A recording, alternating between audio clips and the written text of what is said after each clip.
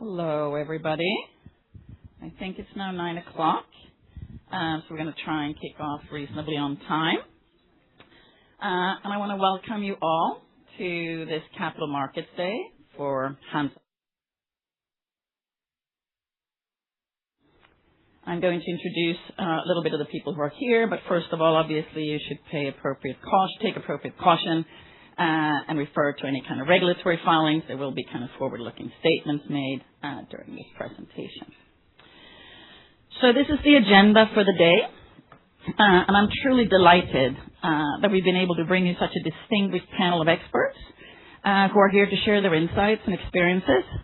We'll cover the top-line data from our European confirmatory study, the recently presented data at ATC of our Phase 3 ConfIdeS study, and then we will also have very exciting outcomes from real-world experience in France, reflecting what dedicated physicians have achieved there with Idefirix, who is conditionally approved there. We'll follow up with insights and viewpoints from the experts in the field of HLA profiling, cross-matching, and delisting. It is a critical component of transplants, and I will tell you that having had the opportunity to sit through quite a few sessions at ATC that delves into the details of this, I'd say it's an intriguing, complex, and fascinating science in its own right. And then we will actually thank our KOLs and move over to our kind of U.S. pre-launch activities, pipeline, and finish off with some general Q&A. So in terms of the panel that you will be seeing today, it is a panel consisting of Dr.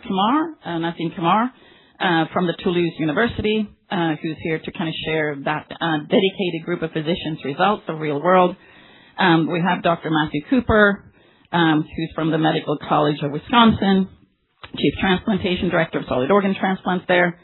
We have Rosalind Manon, Vice Chair of Research and Professor of Medicine, Pathology, Microbiology, and Immunology at the University of Nebraska.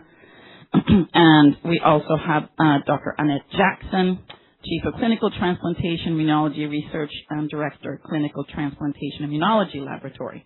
Long titles, from Duke University. So thank you very much all for coming. We are greatly appreciative of your time. And we look forward to you sharing your insights and expertise with everyone in the room and online. For those of you who may not be familiar with Hansa, so we have a novel first-in-class IgG cleaving enzyme. It's from a proprietary technology platform. It cleaves all classes of IgG, both intravascularly, extravascularly.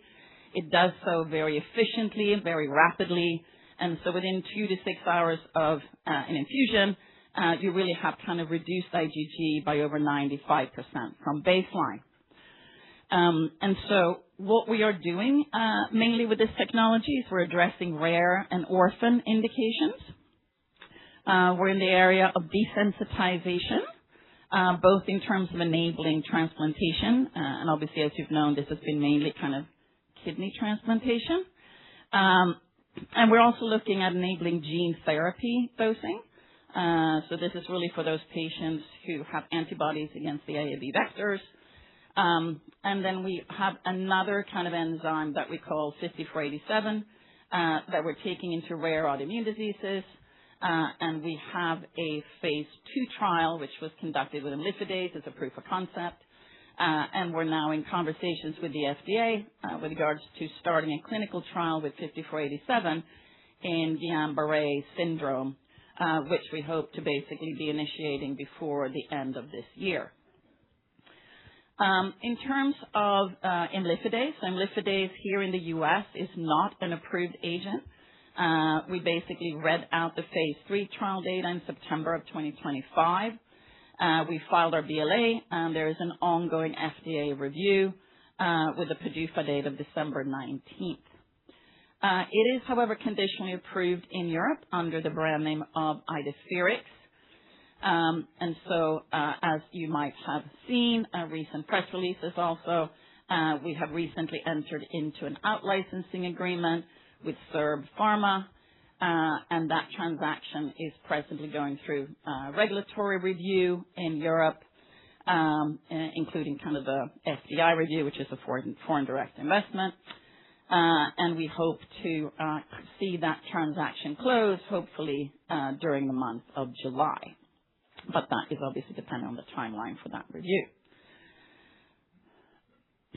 So with that kind of out-licensing transaction, we've created a very strong financial position for the company and a clear focus in terms of both, the pre-commercial activities that we're doing in the U.S. And the actual pipeline activities in terms of rare autoimmune diseases, and obviously the gene therapy area, where we hope to kind of continue to develop that partnership and collaboration during this year. But in terms of this actual transaction, it was an upfront payment of 110 million euros, which significantly increases our cash position. And there is another kind of milestone payment upon acceptance by EMA of the filing for full approval, which we're targeting to do in Q4 of 2026. This will obviously also mean that there are going to be some savings in terms of kind of the commercial infrastructure that we have in Europe. And also, as SERB will become the market authorization holder, they will also take over responsibility for our clinical trials that are ongoing in Europe. So this really puts the company in a situation where we have a very significant runway, irrespective of an approval in the U.S., but obviously an approval would significantly extend that runway and actually provide a potential path to profitability. We're also going to use some of the proceeds of this transaction to delever the company. There are some prepayments kind of going from our 27 kind of mid-27 scheduled payment that will be brought forward to the closing of the transaction. And so this is something else that we will, balance kind of the capital structure of the company. So we're very excited about this, and I think this will really kind of enable two things. I think it'll enable really kind of, with SERB's kind of experience and expertise in Europe, to really kind of provide the best kind of basis for access to patients for Idefirix in Europe and for any further development of that asset in Europe. And it will enable Hansa to really kind of focus on the U.S. and enable us to do a robust kind of commercial launch, obviously subject to approval. So this is really kind of the pipeline that we have. So obviously, as I've just said, an approved product in Europe, a product that actually we're expecting a PDUFA data towards the end of this year. We have a couple of collaborations in the gene therapy space, which we're hoping to expand to further kind of collaborations this year. And then we have obviously the GBS trial, which I mentioned previously. So there are a couple of people here. This is kind of our management team, and I think actually many of them are in the room here today, and you will hear from some of them in their kind of presentations. We have Dr. Richard Philipson, who's our Chief Medical Officer. We have Maria Turnson, who is our Chief Operating Officer and also President of the U.S., who will be taking you through some of the parts of this agenda. So with that, I'm not going to bore you anymore with a kind of corporate overview because that's clearly not why you're here. I'm very well aware of that. So I will leave that and I will actually kind of start the whole section and ask for us to kind of really talk to the people and hear from the people that you're here to meet. So thank you very much for your attention. Thank you for coming. And I'm going to hand over to Richard Philipson. Thank you. Thanks very much, Renee. So it's my pleasure to kick off the data presentation part of the meeting this morning by talking to you about our study that we have conducted in Europe, which we call the Post-Authorization Efficacy and Safety Study. So this was a controlled, open-label post-authorization efficacy and safety study. So this was a study that we agreed with the European authority as a commitment to convert our initial approval through to a full approval for imlifidase in Europe. So the objectives of this study that we conducted, the primary objective was to determine the 1-year graft failure-free survival in highly sensitized kidney transplant patients pre-treated with imlifidase to turn a positive cross-match against a deceased donor into a negative cross-match. So that was the primary objective. Secondary objectives, again from an efficacy point of view, evaluated up to 1 year after transplantation, were to assess kidney function, patient survival and graft survival, and of course safety was also an important part of the study. So I'm going to move on and explain to you the design that we used for this study. And the study comprises 3 different cohorts, but it's very important to understand that there is no randomization in this study, and there is no statistical comparison between these 3 different cohorts. So I'll explain the 3 cohorts in turn if we start at the top of the schematic. So this was the imlifidase treatment group. And in this treatment group, in a fashion that we have used in many of our clinical trials, we identified patients who are highly sensitized and were unlikely to be transplanted under the kidney transplant scheme within Europe. And these patients were entered into a pre-screening stage in the study. And at that point, at pre-screening, patients underwent delisting of unacceptable antigens. And I think later on in the morning that will be discussed in more detail, so I'm not going to go into that in huge detail now, that process of delisting. However, through doing that, it essentially opens up the organ pool for prospective recipients, so it allows them to have an increased likelihood of receiving a donor organ offer. If they receive a donor organ offer, they then enter into a screening step. If they're cross-match positive to that donor organ offer and they meet other required eligibility criteria, then they then move through to being included into the study in terms of receiving treatment with imlifidase. Treatment with imlifidase converts the patient from cross-match positive to cross-match negative. They then proceed to transplantation and are followed up for 12 months. So that is the approach to patients who are entered into the imlifidase treatment arm. So moving down the schematic, we then have one of the 2 non-comparative reference groups. So the first one in green is the non-comparative concurrent reference group.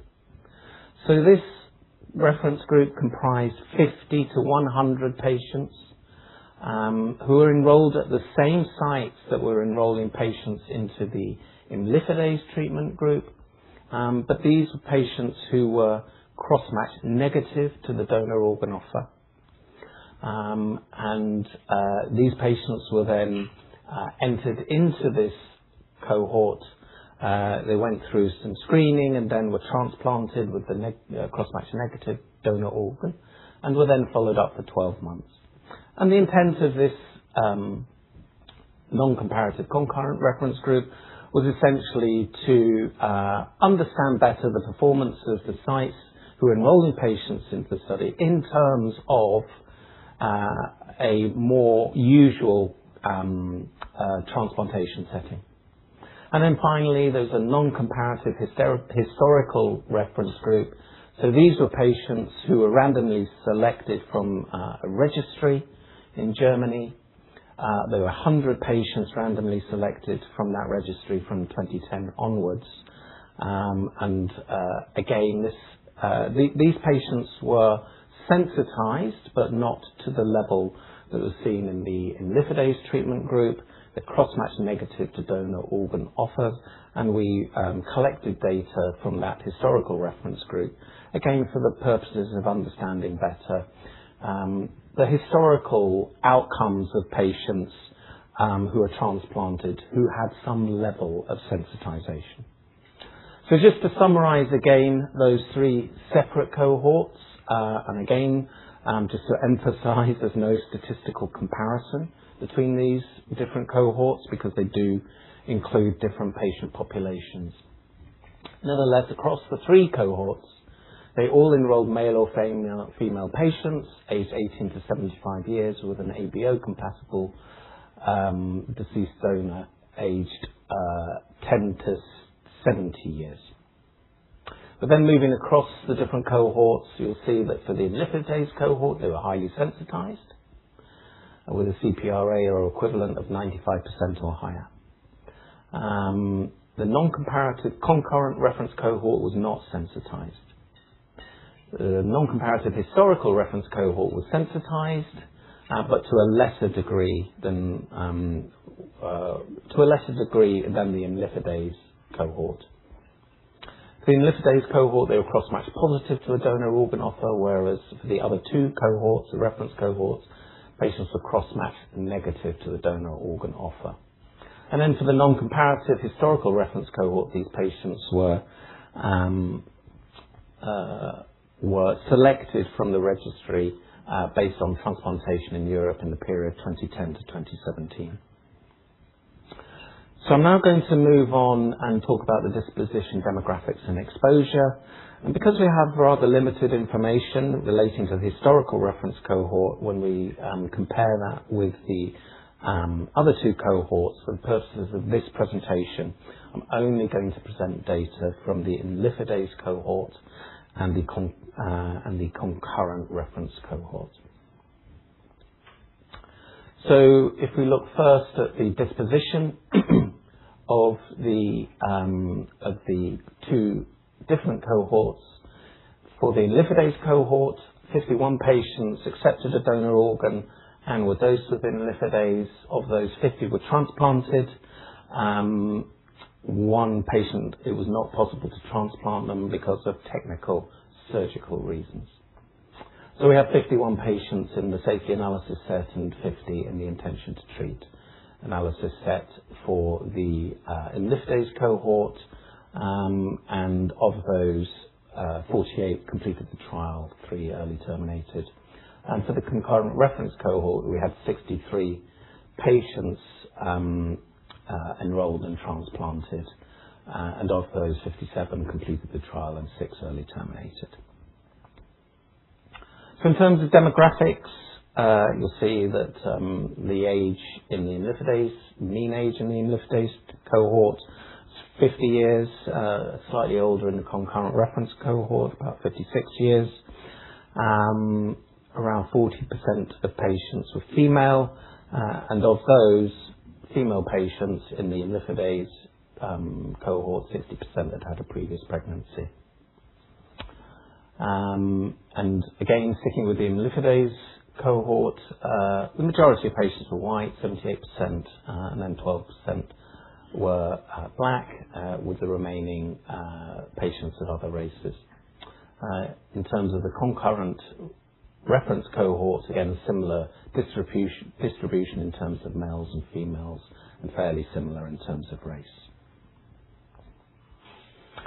So again, continuing with the baseline characteristics of the population, all patients in the imlifidase cohort were on dialysis at the time of transplantation, and it's really noteworthy to see that the mean years on dialysis, nearly 9 years, 8.7 years was the mean number of years on dialysis, and the majority of those patients were receiving hemodialysis. And again, it's interesting to note that in terms of the number of previous transplants, nearly 40% of patients in the imlifidase cohort had received 2 or more previous transplantations. There's a slightly different pattern in the concurrent reference cohort, where you'll see that the majority of patients, nearly 90%, 88.9%, had not had a previous transplantation when they were receiving a matched donor organ offer. In terms of exposure, the vast majority of patients only required 1 dose of imlifidase, It is possible, if we don't see cross-match conversion after the first dose, to give a second dose of imlifidase, and 4 patients, 8% required a second dose for cross-match conversion. So now I'm going to move on and talk about the efficacy and safety outcomes of the study. So here we see the primary endpoint, and it's important, I must emphasize that the primary endpoint only applies to the imlifidase cohort. And this is an endpoint of graft failure-free survival, so it's a composite endpoint of graft failure and patient survival. And you'll see that for the imlifidase treatment arm, there were 5 events over the 12-month follow-up period. So the graft failure-free survival estimate at 1 year was 90%. And for reference in the concurrent reference group, again, there were 5 events in that group, and the estimate of survival, graft failure-free survival at 1 year was 92%. So that was a composite outcome endpoint for the primary endpoint for the imlifidase treatment arm only. In terms of patient survival, so one of the contributing outcomes for the composite, there was 1 death in the imlifidase treatment arm with a survival estimate at 1 year of 98%, and there were 2 deaths in the concurrent reference cohort with a survival estimate of 96.8%. In terms of graft survival, the other component of the composite, then for the imlifidase treatment arm, there were 4 events in the imlifidase arm, resulting in a survival estimate in terms of graft survival at 1 year of 92%. And for reference, in the concurrent reference group, that survival estimate at 1 year was 95.2% based on 3 events.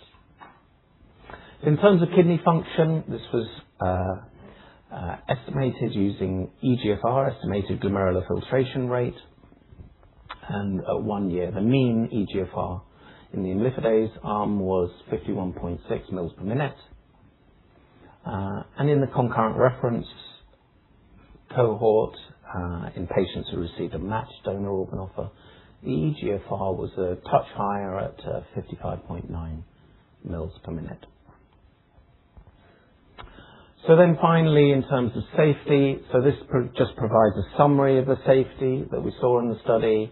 And for obvious reasons, I'm only presenting data for the imlifidase treatment arm. And all patients, and these are treatment emergent adverse events, so these is a summary of events in the first 30 days after enrollment and transplantation. So all patients experienced at least 1 treatment emergent adverse event, but of these, a very low number were considered possibly or probably related to treatment. Around half of patients experienced at least 1 treatment emergent serious adverse event, and 13 patients experienced at least 1 adverse event of special interest, and those are infusion-related reactions that occur within 48 hours of imlifidase treatment. All events resulting in interruption, so pause or discontinuation of imlifidase dosing, and severe or serious infections within 30 days after enrollment. So those are what we term adverse events of special interest, and as I say, around 25% of patients experienced at least 1 AESI. In terms of treatment emergent adverse events leading to study withdrawal or death, there were no events in those categories. So in conclusion, this was a well-run trial. More than 90% of patients completed the trial. The demographics and baseline characteristics were exactly what we expected to see in terms of a kidney transplant population. I think we can say that in terms of these headline data, efficacy outcomes at 12 months in imlifidase treated patients were excellent. Graft failure-free survival was 90%, patient survival was 98%, and graft survival was 92%, with an EGFR of 51.6 mils per minute at 12 months. And the treatment was generally well tolerated, with a safety profile consistent with previous clinical trial experience, and there were no new safety findings. So with that, I will hand over now to Dr. Cooper, who's going to present the outcomes of the phase 3 ConfIdeS study.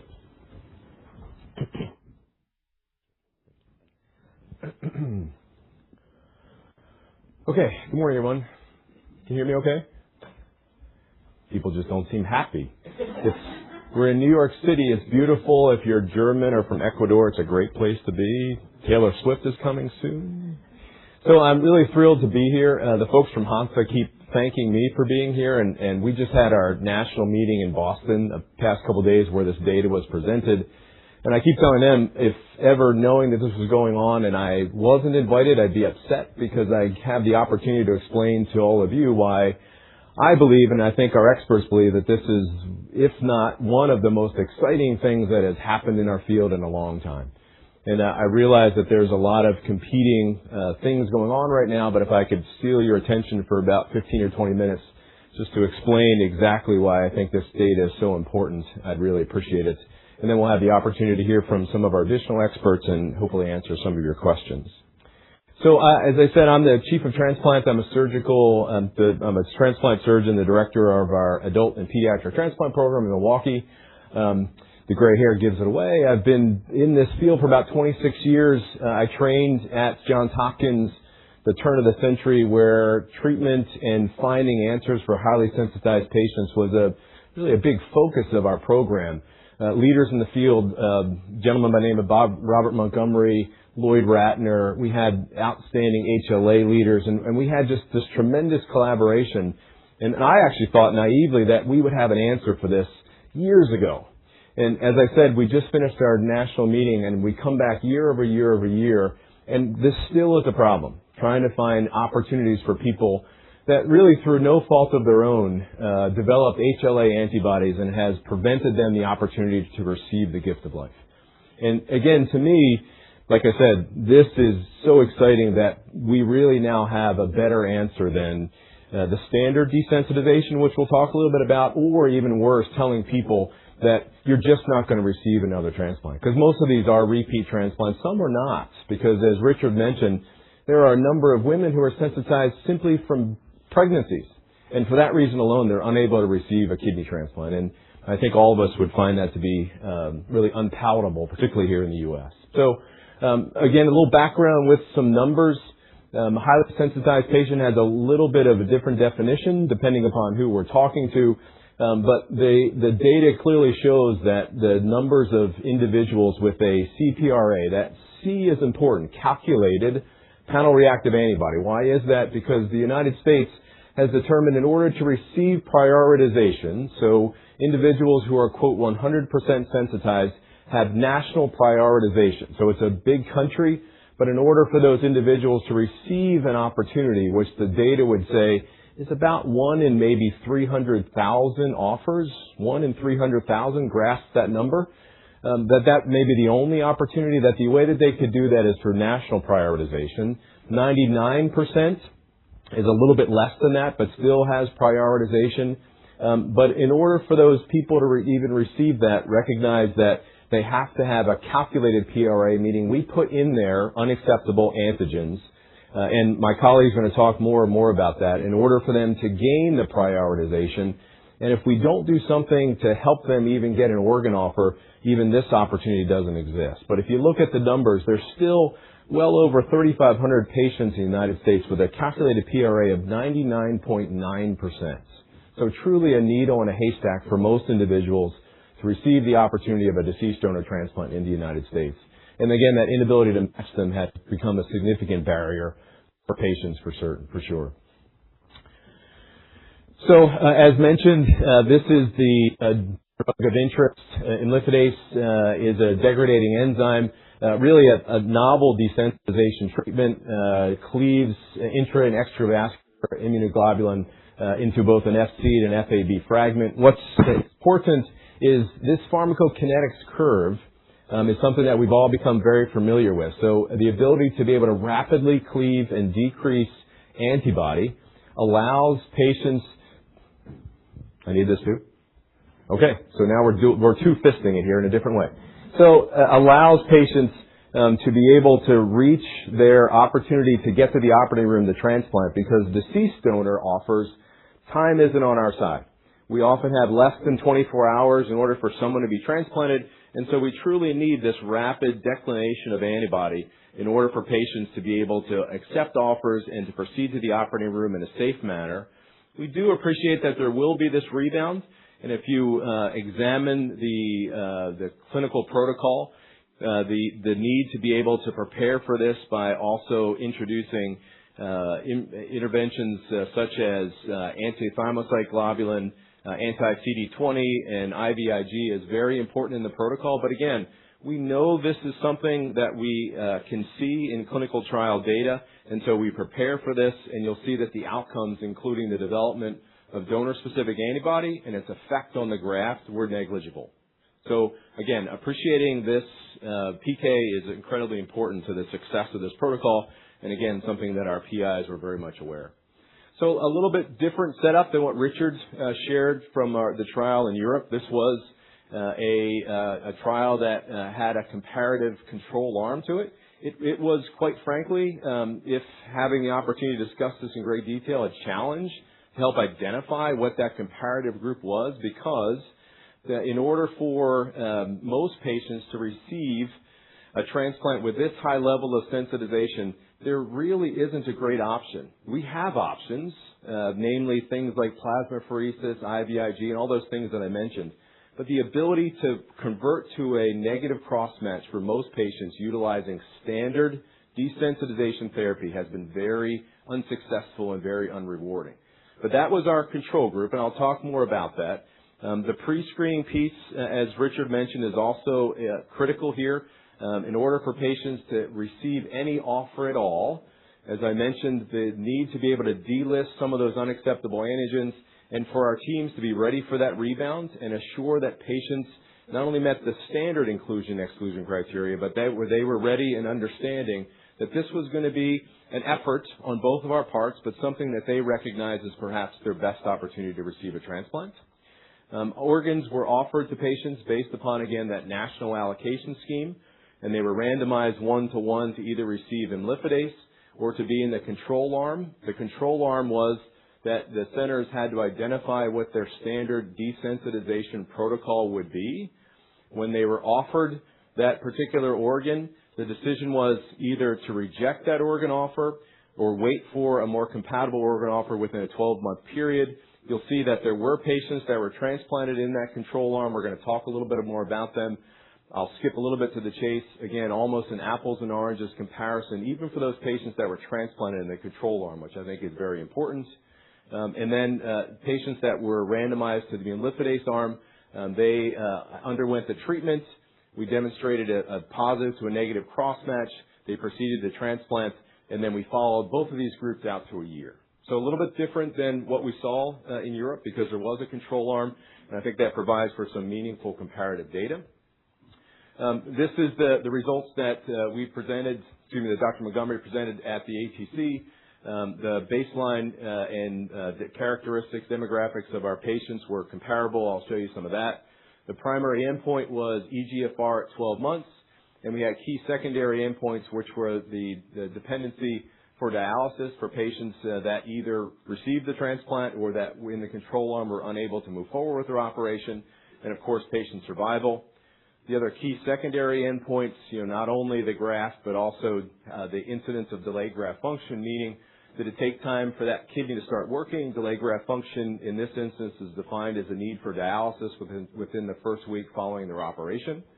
The development of antibody-mediated rejection, the development and identification of donor-specific antibodies, the effect of both of these on the function of the graft thereafter, and of course the appropriate safety profiles that are concurrent with this controlled trial. This is that demographics slide that I promised you. To orient from left to right, these are the 32 patients in the imlifidase arm, 32 patients in the control. Now, as I get older every year, my definition of old changes. But to me, this is a young cohort. So these are average patients, 45 years old. This isn't individuals who are, say, in their 6th or 7th decades, and we perhaps consider that as maybe too old for transplants. Again, Old is sort of your own definition, but these are often individuals, if I steal all the way down here to the incidence of patients who have been either transplanted or have been on dialysis, the average time of dialysis for patients in the imlifidase arm is 7.3 years. I ask you to take a second to consider what it means to sit on a waiting list for 7.3 years with all of us saying that your answer for your greatest survival, both in years gained and in quality of life, is with a transplant, and they're waiting on average 7.3 years. Difficult conversation to have with our patients. Again, the majority of patients in the imlifidase arm were female, recognizing again that one of the number one sensitizing events for our women is pregnancies.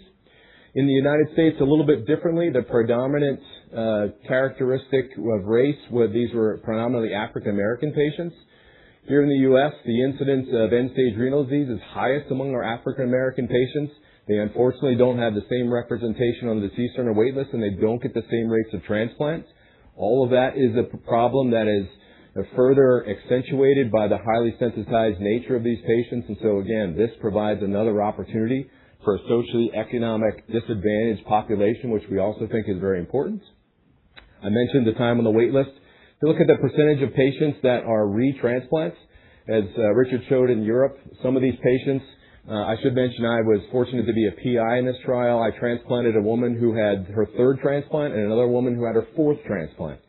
So again, most of these individuals would probably never have an opportunity had this clinical trial not been available to them. You look at the level of combined antibody, mean fluorescence intensity. That's a significant exposure of very broad, both type 1, both class 1 and class 2 antibodies, so a significant immunoglobulin burden to overcome.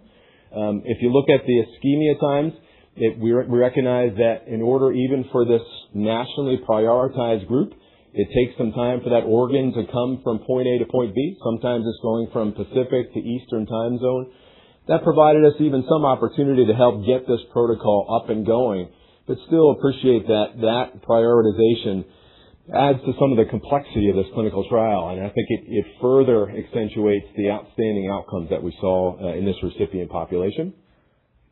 Again, to sort of cut to the chase, if you look at the estimated GFRs at the 1-year time point, the purple is the imlifidase arm, the orange is the control arm. A truly statistically significant difference in eGFRs, 51.5 in the imlifidase group, 19.3 in the control group, with a difference of 32.2 mils per minute between the two. I'm a simple surgeon, but that p-value is pretty easy for me to understand. So again, recognize this group is highly statistically significantly improved by the treatment of imlifidase versus the control. Again, many of which weren't even able to achieve the opportunity to get to the operating room and receive their transplant. Again, the dialysis dependency, that again was one of our significant endpoints. The incidence of needing dialysis was certainly much less in the imlifidase arm versus the control arm, 5 patients versus 17 patients. This is the stages of end-stage renal disease, stage 5, and dialysis down here.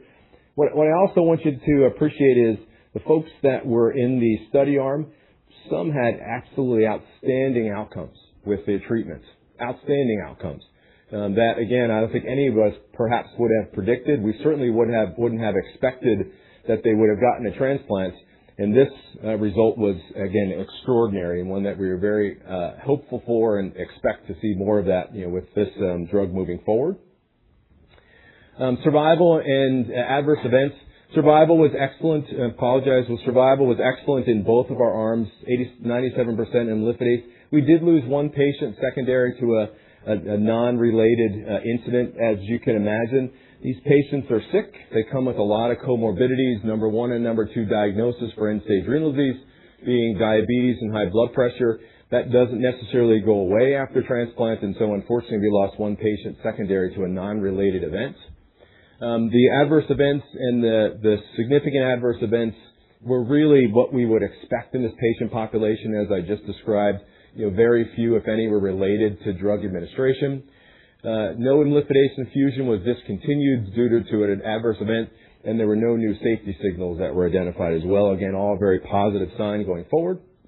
Donor-specific antibody, as I mentioned, if you look at that pharmacokinetics curve that we saw in one of the earlier slides, the recurrence of antibody was not surprising to us. And in fact, it was a conversation in the investigators meeting prior to dosing anybody with imlifidase that there needed to be a strategy to be ready for this. I would also say what I've always loved about transplant is not only the team opportunity, but this really provided opportunity for us to phone a friend, right? So I would be calling my friends here in the front row saying, listen, this is what we're seeing. What have you done? This is what we have found successful. Let's share it with the other group.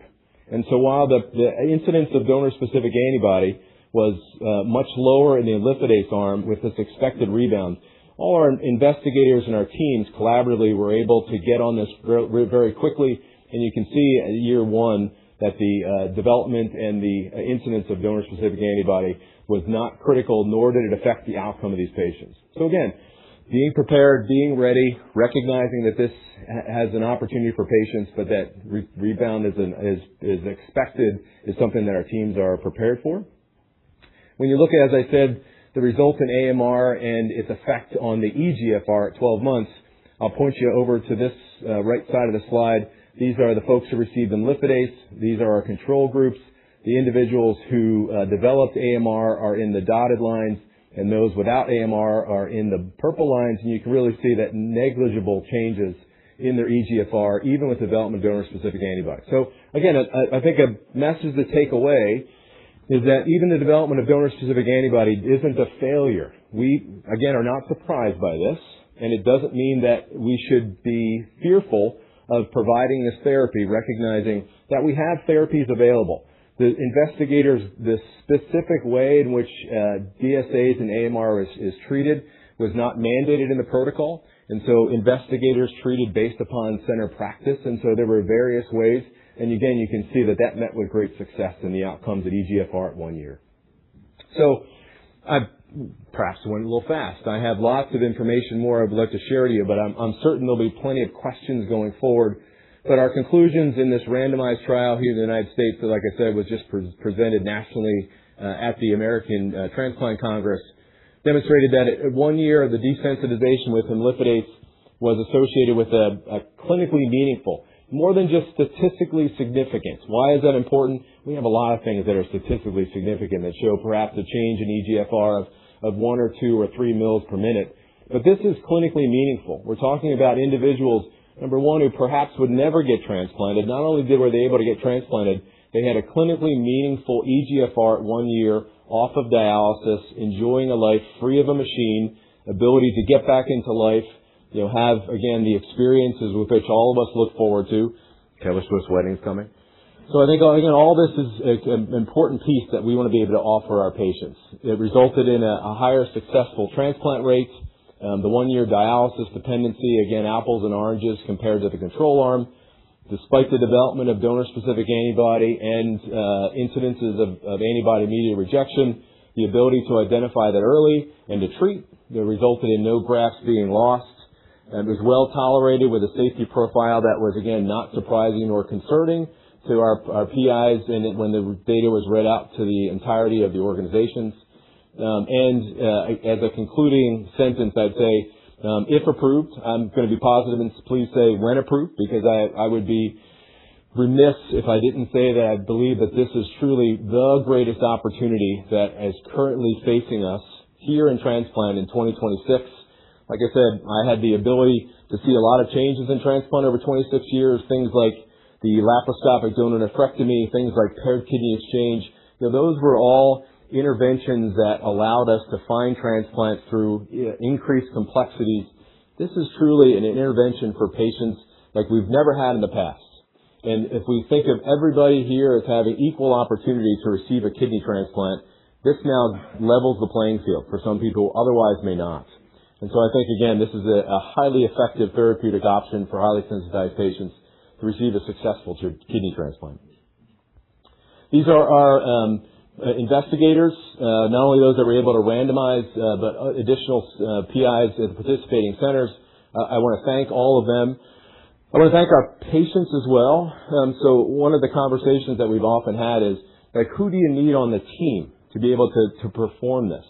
And while it does require a true multidisciplinary team, many of individuals like you'll see here today, physicians, coordinators, financial individuals, people that deal with the patients on a regular basis are coordinators.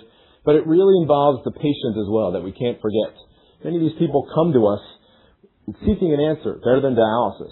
They come to us saying, I've either been transplanted before and I've been able to enjoy being off of dialysis, and I've been able to see my kids graduate from college, be able to watch my daughter get married. And I want to see that again. And now we have the ability to have a better conversation with them about what options are available. For the longest time, we'd have patients that would come to us with a high level of antibody, and we knew that the odds were highly against them because the data, which, as I presented before, says that their opportunity of receiving a negative cross-matched kidney was few and far between. Now I'm more comfortable and confident and excited about the opportunity to say, we now have this therapy that's available for you that gives you the same opportunity as everyone else coming in here. And I think everybody deserves that. And so with that, I will get off the stage and pass things off to our colleague, Dr. Kamar, who's going to talk about his experience in France. We had some pre-words here, and I think he had some pretty exciting data to share with you. So thank you for the opportunity. I think you have to two-handed here. Yeah, I'm not sure to be as nice as you did. You have been in Broadway yesterday, and we saw it. So thank you very much. It's really my pleasure to be here and try to share with you some real-world data on the use of imlifidase. We have the chance in Europe to get imlifidase approved by EMA, and we have now the opportunity to use it in a large number of patients. And I will show you how it works and how it changes the game, as has been said earlier by Matthew, in Europe. When it became available in Europe and has been approved by the EMA, we decided in France to try to have a national guidelines. The national guidelines were set up by the Francophone Society of Transplantation, the Francophone Society of Nephrology, Dialysis and Transplantation, and the Society of Histocompatibility. We wanted to have national guidelines to have a homogeneous population to share the same criteria for using this drug, and we try to have also a registry in order to obtain all this data and to be able to analyze this data and to present you. This is what I'll present you today. So in October 2025, we had identified 143 patients who were eligible for according to our guidelines. I'll go through the guidelines later on. And 62 have been transplanted, and 47 had a follow-up of more than 3 months. I'll present you the results of this 47 patients. You have just to have an update. Currently, we have 82 patients transplanted in France using imlifidase, and I have already 16 patients in my center who have been transplanted with this drug. And if you want, in the Q&A session, I can give you some feedback on these patients, how they feel, how they are very happy, because those are, as has been mentioned earlier, patients that you see at the outpatient clinic every year or every 2 years, they are listed and they do not get any offer. And every 2 years they ask you, doctor, do you have something new for me? Should I stay on dialysis? What should I do in the future? Exactly the same question that Matthew had. And every 2 years we have to tell them, I'm sorry, I have nothing new. You have to stay on dialysis, and hopefully you will have a kidney which will be actually compatible 100%, which is quite impossible.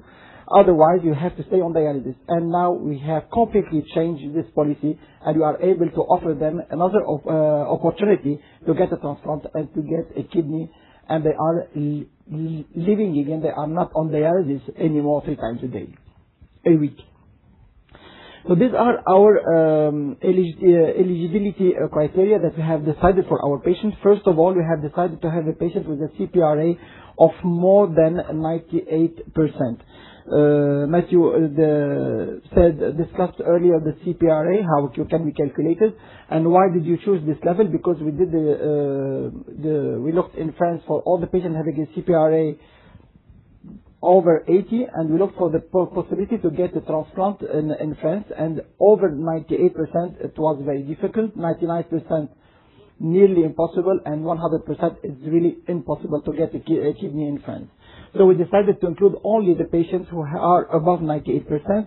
Those below 98% were able to get a transplant. Initially, we have decided to have patients less than 65 years old, since it was a new drug. We were a bit afraid of the safety concern, and now we are updating our guidelines, and we increased the age to 70 years old, because I will show you we did not have any safety concerns with this drug. In order to have an equity between all the patients on the waiting list, we decided to give the opportunity to have imlifidase only the patients who are on the waiting list for at least 3 years. You will see there are much more than 2 years on the waiting list for these patients. Initially, we decided to do it only for 2 previous transplants, but finally we did a 4th transplantation also with imlifidase. And finally, the most important point is how to delist the antigen, and how to do it. So first of all, we selected the patient.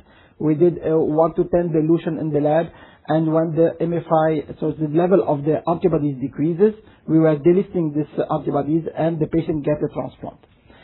Secondly, with this, we had to turn a positive to a negative cross-match to get the transplantation. It was not acceptable to do it with a positive cross-match, and the patients were given 1 single dose of imlifidase, 0.25 milligram per kilo. And when the post-imlifidase cross-match was negative, the patients had undergone the transplantation. With respect to the other immunosuppression, the patients were able to get rituximab either before the transplantation or after the transplantation. Some few centers used it before, but since we didn't know how long the patient had to wait on the waiting list, we decided to do it after the transplantation, and the large majority of patients, only 2 or 3 patients, get it before the transplantation. When the patient show up, when we have an offer for the patient, he comes to the hospital, we gave him immediately the imlifidase and waited 4 to 6 hours to get the second sample and to look for the second cross match, and at the same time we looked for with the single antigen for the antibodies. We were able to follow all the antibodies before and after.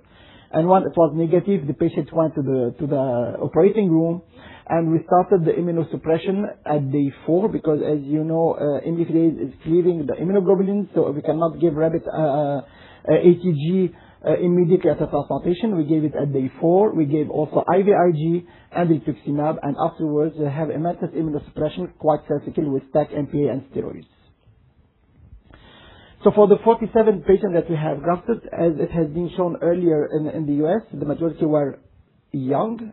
The mean age was 48, because you can see, for instance, in France, the mean age of the transplant patient is currently 58. So they are 10 years younger, which means that the patients are quite young and not able to get a transplant.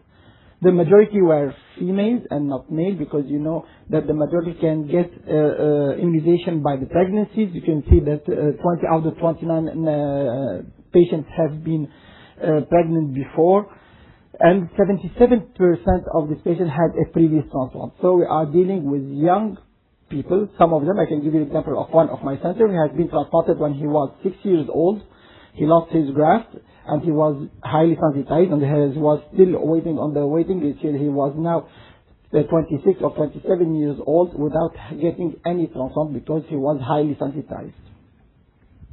The median time on dialysis was 10 years, quite similar to the one observed in the US. 10 years patients were waiting without having any offer for a transplantation.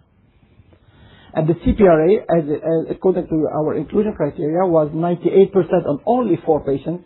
The majority were at 99% or 100%. With respect to the DSA before imlifidase, the median number of DSAs was 4, going up to 8 DSAs. That's quite a lot. And the immunodominant DSA, which is DSA with the level the most important, the highest level, was 10,000, going up to 17,000. And the sum of DSA went up to 70,000, with a huge amount of DSA against the kidney. What about the patient survival? Only 2 patients died during the follow-up. The first one died with a functioning graft from a septic shock at 1 month after transplantation. And the second one was a young patient from my center. She was 38 years old. She was undergoing a 3rd transplantation. She had a large number of comorbidities, and the main problem, she didn't have any vascular access to get dialysis. So we knew that it was a very bad candidate for this treatment and for the surgery, but we didn't have any choice except to have a compassionate use of imlifidase to get her a transplant. Otherwise, she had to die because we were not able to undergo dialysis, not any vascular access. Unfortunately, she presented a multi-organ failure in the operating room since we started the transplantation. So it was not related to the use of imlifidase. It was not related to the acute rejection. She did not present a rebound. And unfortunately, she remained in the intensive care unit for nearly 3 months, and she died at 3 months. And of course, the kidney was not functioning after 3 months of ICU. So only 2 patients died during the follow-up. So the patient survival was 96%. And this was the sole graft loss that we observed. We did not observe any other graft loss among all the other patients. None of them lost his graft because of antibody-mediated rejection or any other side effect related to the use of imlifidase or immunosuppression. With respect to infection, so the profile of the infection is quite similar to the one observed in classical kidney transplantation. We have UTI, 1/3 of patients. You all know that nearly 90% of kidney transplantations will present a urinary infection within the first 3 years. So it's quite common to have 34% of UTI. We have some BK viremia, 17%, but only 2 patients presented PVAN, the BK virus associated nephropathy. Nevertheless, none of them have lost his graft, and 8% present a CMD infection, what is also quite usual. So we didn't have any real concern regarding the infection, and this is why we extended the age of eligibility of the patient, because we were a little bit afraid in the beginning, and finally, no safety concern. What about the risk of antibody-mediated rejection? As it has been said earlier, we knew that when we give imlifidase, we will have a decrease in the donor-specific antibodies rapidly within few hours. But we also knew that some of the patients will have a rebound of the antibodies before. It's around 60 to 80% of the patients. But we knew that the patient will have a rebound, and we were prepared for the rebound. We were prepared to do whatever we need to do in order to treat the rebound and to treat the antibody-mediated rejection. So 34% of the patients presented one antibody-mediated rejection episode within the first month after the transplantation. And we have a few patients who developed another ABMR later on between month 6 and month 12. All our patients had surveillance biopsies. They get a first biopsy that has been performed before discharge, so between day 7 and day 15, or for cause in case of any rebound of the antibody. But also they have surveillance biopsy at month 3 and month 12. I will not present you the data here, but I can tell you that the results are much better at 12 months than at 3 months than at 1 month, because finally we were able to treat correctly the antibody-mediated rejection. Since we were prepared for the antibody-mediated rejection, we were able to treat it. So the patients were treated with different strategies, mainly apheresis to remove the antibodies, but also IVIG, eculizumab, so anti-complement blockade, especially in the early phase, and daratumumab with CD38 monoclonal antibodies, especially in the later phase after the transplantation. So with respect to the patient who presented antibody-mediated rejection in the early phase, the majority received steroids. Nearly all of them had PLEX, plasmapheresis, IVIG, an additional dose of rituximab in some patients. In some patients it was also given because it was already planned at day 7. 80% received eculizumab and 25% were given daratumumab.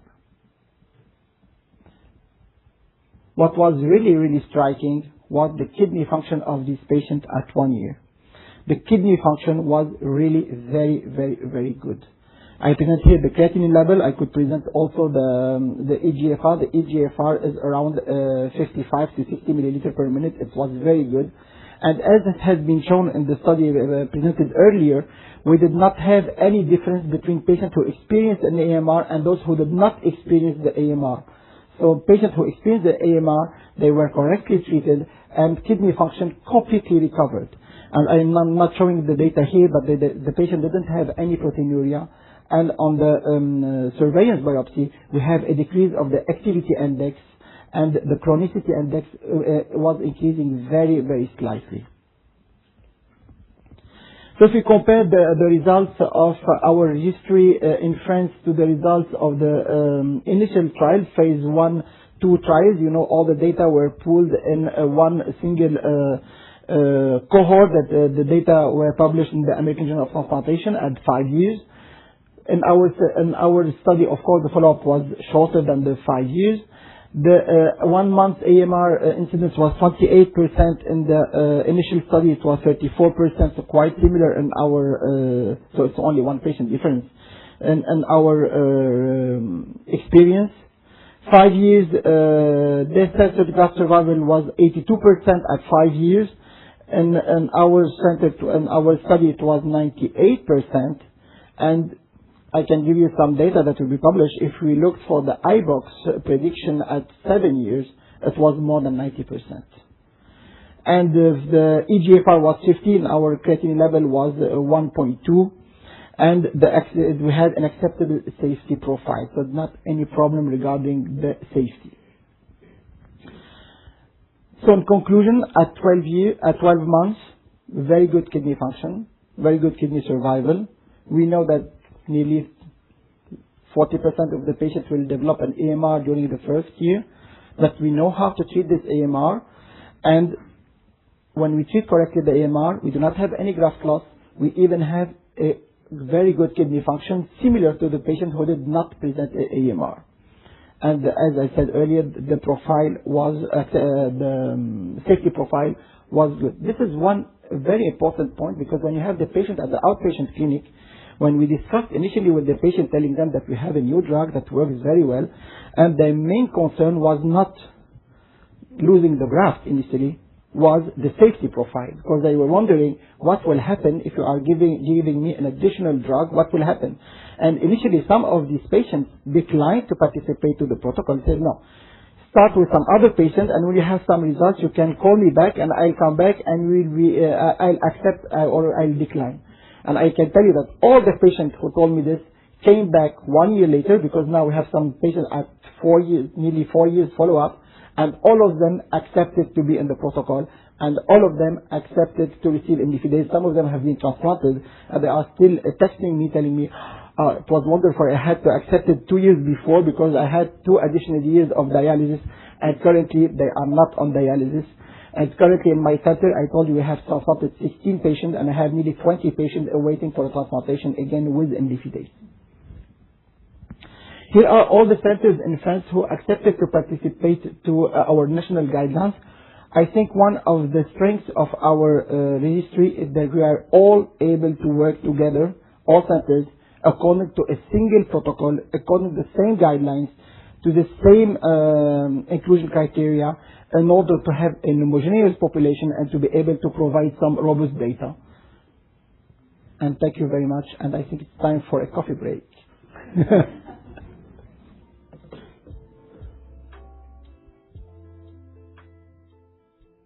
Thank you very much. We will just take a short leg stretch, 10 minutes leg stretch, and it's coffee available for you.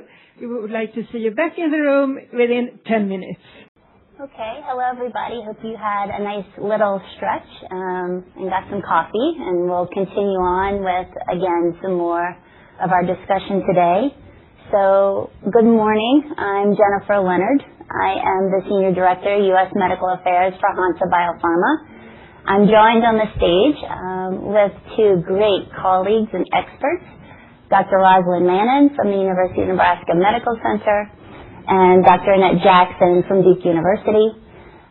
So as a transplant nephrologist, as well as an HLA laboratory director, they bring complementary perspectives to kidney transplantation. And so today, they're going to help us further understand the unmet need of the highly sensitized patient, and also provide some information and speak to the significance of the data that you've seen today. So, thank you both for joining us today. I'd like to start with you, Dr. Mannon. So, Let's think about broadly about the highly sensitized patients themselves. So one thing that can be difficult for people to comprehend is, and fully appreciate, is how challenging it can be for these patients to be transplanted. So can you help us understand what life looks like for a patient with a high CPRA level and what prolonged time on dialysis really means to these patients? So hopefully you can hear me properly. Being on dialysis is it's a challenge. I think there's a misunderstanding in the community at large that dialysis is forever, that you don't have to worry about a transplant, that you can live on dialysis. But the median survival in the United States on dialysis, all comers, is only about 4 years. And so you can imagine that we lose people on our waiting list over time because of death on the waiting list. And so it is life-supporting and life-sparing, but it is not the solution for kidney failure. These patients undergo, for hemodialysis in general, in center in the United States, about 12 hours of treatment, 3 days a week, 4 hours at a time. You have to sit in a chair. You're often anticoagulated. There are large fluid shifts and electrolyte shifts, so that many patients coming off treatment don't feel the ability to do work, household chores, take care of their children, walk the dog. I mean, and that's just some of the restrictions. They have a prohibited fluid intake, and they have a prohibited dietary intake. So they can't eat they can't eat pizza, for example, or they can't drink a Diet Coke. Some of the simple things we take for granted, taking trips even out of town, is impossible unless they prearrange.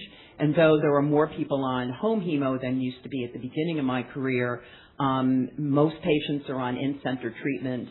The outcomes may be a little bit better between peritoneal, but that's just some of the restrictions individuals have. Okay, thank you, Dr. Mannon. So now let me turn to you, Dr. Jackson. So many people in the room may not understand the role of the HLA laboratory director as it relates and belongs within the transplant program, right? So could you explain your role and how your expertise contributes to the decision-making across the transplant team? So we in the laboratory are behind the scenes. However, we're very interwoven into the transplant team, and we play a role at the time that the patient becomes eligible for transplant. We receive blood samples, we HLA type them, and we begin screening their sera for HLA antibodies. Antibodies deemed high level and high risk are listed in our national database as avoids or unacceptable. That means if a patient has a high HLA-A2 antibody, all donors that type as an A2 are disqualified for that recipient. And that is what listing unacceptable antigens means, and that these listing of unacceptable antigens is what's used in the calculated CPRA. So the more high-level antibodies a patient has, the higher the CPRA, and what that means is that the donor pool shrinks. And so with our 99.9% CPRA patients, there's very, very few donors that are deemed eligible or compatible with them. So we screen patients while they're on the wait list. At time that a donor becomes available, we HLA type the donor and we look at compatibility. Is this a safe transplant? Is there donor-specific antibody toward this donor? And we're a 24/7, 365 operation, and so the surgeons will call us to get a thumbs up. Do we go to the OR? Is this the best donor that this patient is going to get? So we do cross-match testing at that time, and all of this goes into a risk assessment to determine whether they move forward with that donor and what immunosuppression regimen they may use for that donor. And then once the transplant happens, we're not done because we go on to screen these patients post-transplant for any preformed donor-specific antibodies or any new donor-specific antibodies that may arise. And because we alert the team the moment we see a rise in antibody or a new antibody, and then they can start antibody-mediated rejection therapy. And so we are tight with our transplant colleagues. We support not only kidney transplantation, but my lab supports heart, lung, liver, pancreas, And we also screen for our bone marrow transplant recipients that have blood cancers. And so we're a very busy operation, very dedicated to our teams, and very intricate, I think, to the whole transplant process. Yes, I think your laboratory is crucial Yeah. to everything from identifying the appropriate donor through the monitoring process. And so, again, so you're an integral part of the transplant team at the center. So let's stay on topic a little bit with you. Okay. So I want to talk again a little bit about the patients, but specifically looking at our ConfIdeS study and those enrolled in ConfIdeS. Those are the most difficult to transplant patients. So can you help us understand with this patient population how difficult it is to identify a compatible donor? And then I also want to take it one step further. Is there a need for patients that necessarily may not have a CPRA of 99.9%? Is there further need for those patients as well? Our review of the transplant waiting list has identified, and I believe Dr. Cooper mentioned this, that the people that are waiting with these high CPRAs are non-white, and they're primarily, and there's a large number of women. And so it's really an unmet need. As Dr. Kumar mentioned, some of these patients will not get an offer. And as Dr. Mannon mentioned, it really became real to me when one of our highly sensitized patients was transplanted. She got married, and she was able to go on a honeymoon. And I had never realized that they could not ever take a vacation. And you saw these are young patients, and they're on dialysis for a very long time, through the prime of their life, actually. And so finding opportunities for transplant is really crucial for this patient population. And this trial really showed that we can break down that barrier.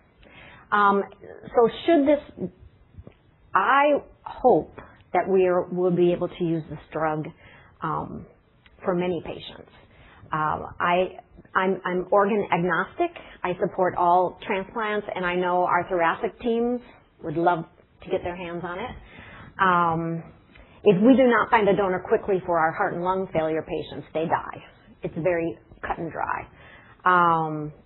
I also think it would open the window for living donor transplantation. Many patients have a living donor that is willing to donate a kidney to them, but for whom HLA antibodies block that transplant. And so I believe there is a lot of opportunity, and I believe the safety profile from this trial and the European trial may open up many more opportunities. Okay, thank you.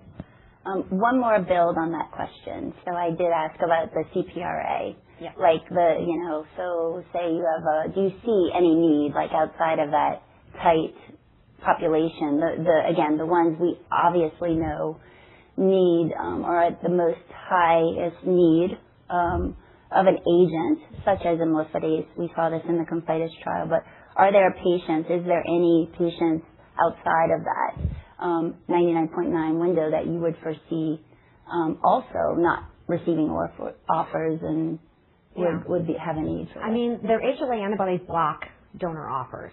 If we eliminate HLA antibodies, we open up the donor pool. And we can transplant our patients faster, and we can better match recipient and donors better. There's also blood group inequities. African American and Asian patients are more likely to have a B blood group, and they are transplanted at a much lower frequency because there are fewer B donors. And so this is added on top. If they also have HLA antibodies, there's a great inequity there. And so this drug really opens up the playing field for these patients so that we can find acceptable donors to which we can successfully transplant. Perfect. Thank you. Thank you for expanding on that, Dr. Jackson. So, Dr. Manning, going back to you, you've had a chance to review the ConfIdeS results. More importantly, you were not involved in the ConfIdeS study. So I'd like to understand your reaction to the data, and how do you think that the findings will be perceived by the broader transplant community? So I've been in the field longer than Dr. Cooper, but I invest in a lot more facial care products than he does and my hair. So, but in all seriousness, I mean, I think we were very excited going back in history to the mid-2000s with Johns Hopkins group, doing desensitization. Like that just didn't exist when I was in training in my early faculty years. And I was at NIH. I had an opportunity to invite them. Even pair donation was another evolution. And again, though that is a partial solution to this issue, we still have a large number of incompatible individuals on these pair donation lists. It's a challenge. The therapies since 2000s are the same. Plasmapheresis, IVIG, rituximab, OB now maybe. We got an opportunity with eculizumab. But again, the drop in antibody is so incredibly dramatic and very predictable. And we didn't see that with Plex and IVIG. And even though we had protocols when I was at UAB of 3 treatments, and then we were measuring DSA and then repeating it again because certain individuals were very hard to remove antibodies successfully or tamp down with IVIG in its magical way. So I think that seeing this dramatic drop and the transplant rate in these people on deceased donation, which is very challenging. This isn't prepared living donation where we know the specificities. This is really a challenge in trying to get a deceased donor out of the pool to match these individuals, at least with some confidence. It's a game changer, I think. And I think everybody that I ran into at the study at the American Transplant Congress was similarly impressed and really happy to see these findings and, moving this field forward. We have no FDA-approved agents right now in this space. And this is probably the most dramatic clinical shift that I see. Okay. No, thank you.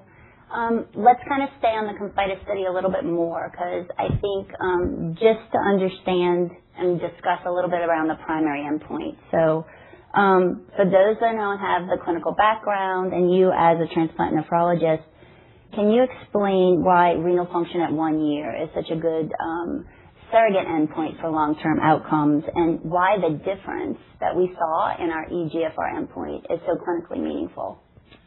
So it's impressive estimated GFR rates. If you looked at all deceased donation around the country and looked at 1 year function, 55, 57 is really good.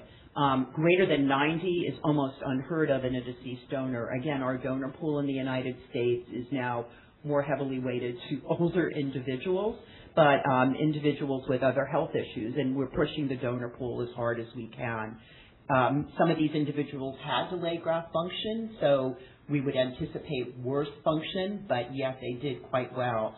The disparities between the two groups are in the control group, the ability to control and measure and anticipate recurrent AMR is not as, I think, as controlled as it could be because it's just, we use these therapies that are not particularly effective, whereas imlifidase use, it was very well anticipated. And I think the French data, though you're not asking about the French data, really show that there's a management strategy. The other thing is the AMR events had really no impact on GFR. That's also quite important to recognize. And you could debate why that is. It's probably the close attention. But when you see that level of GFR at 1 year, it usually correlates well with better long-term graft survival. It's part of this multi-composite endpoint that we refer to as IBOX. It's also under review right now as an endpoint. But many of us would trade our left arms, but not as a surgeon, for an eGFR that's good. And again, when you think about one kidney, that GFR of 60, is sort of like the target because you're never going to be back to 100%. The kidney may hypertrophy and get a little bigger, but it's pretty impressive that you would see a GFR that's well controlled. And again, we have many patients who've had standard transplant unsensitized where their GFRs at 1 year are not as superior. Oh, thank you. Thank you for that explanation. So, Dr. Jackson, We've heard a lot about delisting antigens today in the room as a strategy for expanding donor opportunities. So first off, can you explain what delisting means? And how does the process work for those in the room? So, as I mentioned, we're testing these patients' sera for HLA antibodies, and we determine which antibodies are at high level for which we should not do a transplant across those antibodies due to early antibody and severe antibody-mediated rejection. What we did in the ConfIdeS trial was we delisted them anyways. These are patients for whom, if we don't delist, remove some of the HLA antibodies as avoids, they will not get donor offers. So the goal was to move them down to 99.5. We know that's kind of the magical number with the number of donors available in the U.S. that these patients will start to get donor offers. And so we took off avoids, even though they would be cross-match positive, and then allowed these donor offers to come in. And that's at time of randomization, then we decided, do we move forward or not? And imlifidase, because it is so powerful and it's so reliable, it allowed us to move forward with those cross-match positive transplants. So technically, like those antigens that you delist are like would you say those are your lower risk? Yeah, we delist from lowest risk to higher risk. Okay. But at time of randomization, only 3 of the controls were transplanted when they had that first donor offer, because the risk was too high when they learned that their patient would not get imlifidase. So that to me is the true story of this trial, is that nearly all of the imlifidase randomized patients were transplanted when that first donor offer came in. Only 3 of the controls moved on to transplant because the risk was too high using standard approaches. Yeah. No, thank you. Thank you for that. So Dr. Mannon, it's a little more complicated question or complex, but All right. There is considerable variability across transplant centers in their willingness to desensitize and proceed with HLA incompatible transplantation.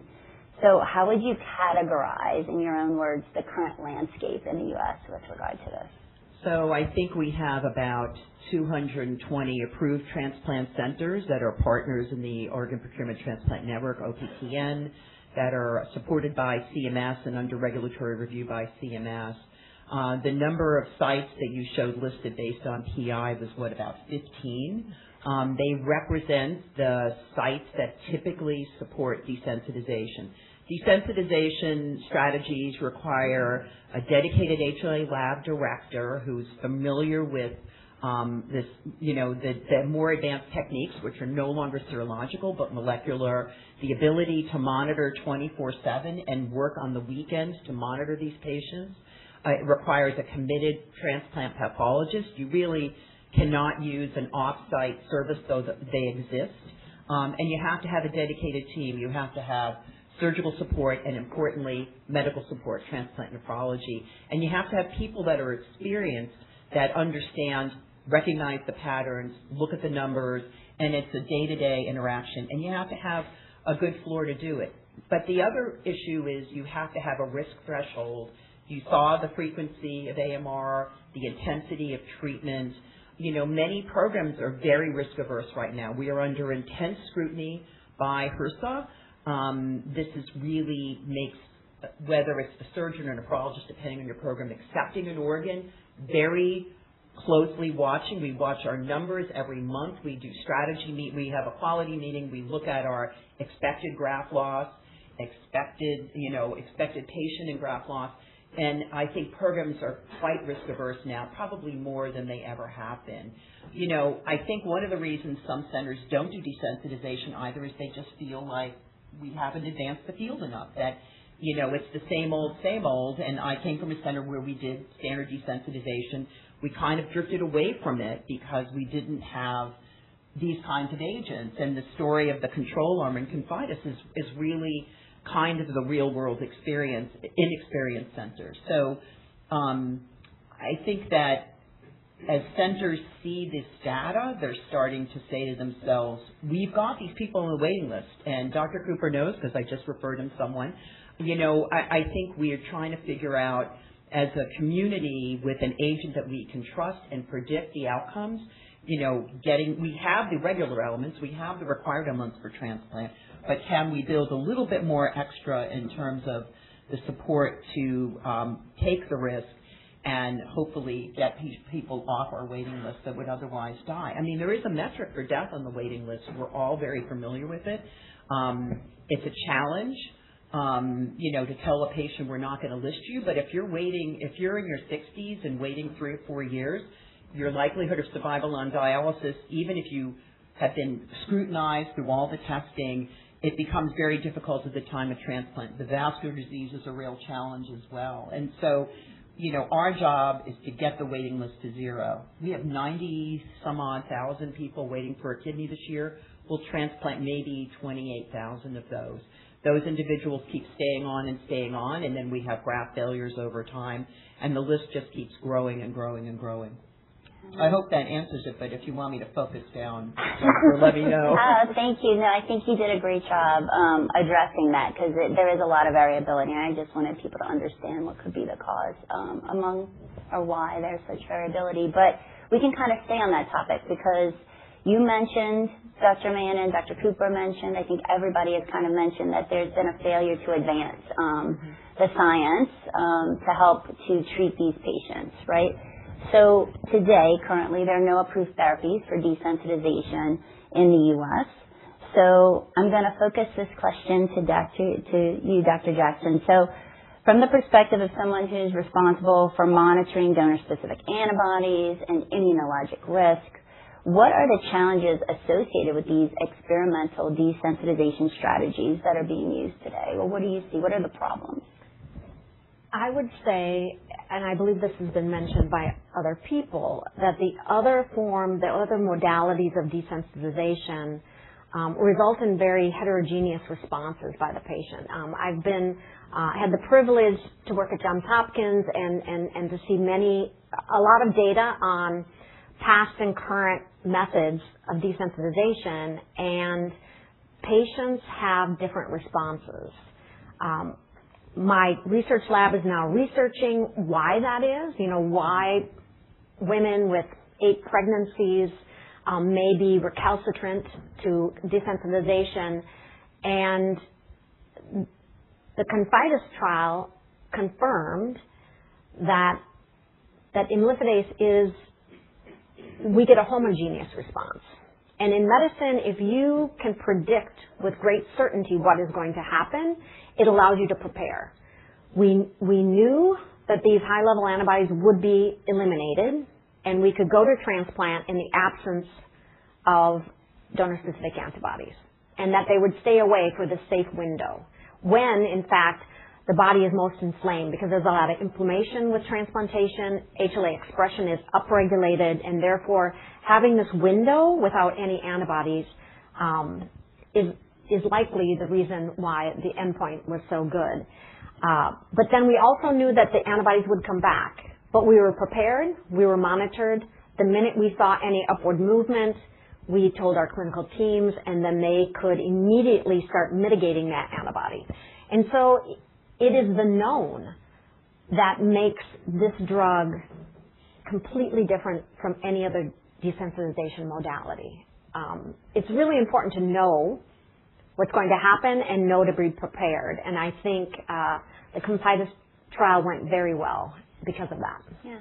No, thank you. Thank you. And I think we kind of alluded to this a little bit in some of your previous answers, but I'd like to kind of maybe go back to this and kind of reiterate this point for you, Dr. Jackson. But the work doesn't stop when the transplant's completed, right?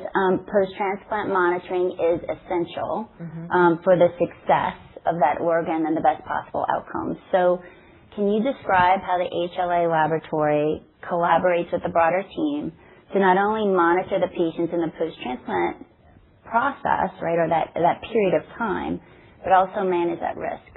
Yeah. So over time. At time of transplant, we discuss risk, and then post-transplant, we monitor for the return of HLA-specific antibodies to the donor. That is really crucial. You have to keep your eye on the prize, and we have to keep control of this immune response. And so our lab gets serum every other day, and we turn around testing. It's stat testing. If we see, as I mentioned, if we see any uptick whatsoever, I'm talking to clinicians directly, get another serum as soon as possible. And it's really staying on top of that immune response that has allowed the great successes. And so we work very collaborative within the ConfIdeS trial.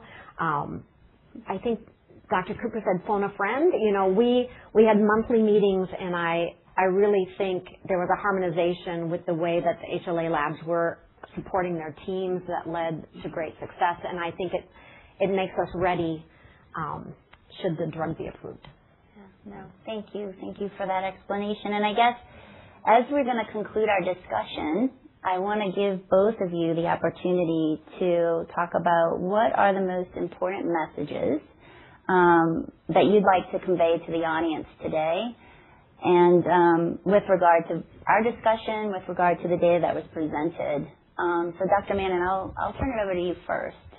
So this is really a revolution and an evolution. The current strategies utilized in the control arm, which vary slightly from center to center, because unlike the French, American transplant centers all think they know what to do better.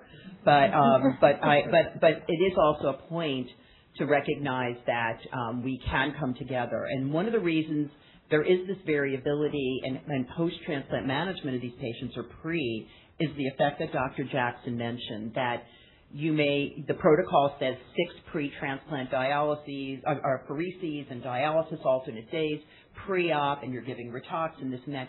It's that the DSA, the donor-specific antibody, remains positive, and so then you're plexing again and again. But imlifidase is a totally different story. Go back to that figure where you see the drop in donor-specific antibody, and then the return days later, that is very anticipated. We could not do that with Plex IVIG and all of our other strategies, even with full dose immunosuppression, rapid ATG, high TAC levels, the whole 9 yards. And so that opportunity I see is a major change, plus the opportunity to expand into live donation, where you have an incompatible pair and you can, and that was really the way Descent was first done. It was done on living donor pairs because we were learning how to do it 20 years ago. But that was 20 years ago. Some of you may not have been born then, and we were doing the same thing. So I'm excited about it as a non-study participant, recognizing that this could really change the transplant field, in my opinion. You kind of stole. Did I really? Yeah, everything I had to say. I would say it is giving transplant opportunities to people who have no transplant opportunities in the prime of their life. The fact that it works, we know how it's going to work. It's predictable. I would say that is the most important thing about this drug. It is predictable. And it allows us to be ready to battle the immune response once the DFA is refilled into the circulation, and the opportunity to move out toward living donation. As I mentioned, many of these patients have living donors. Our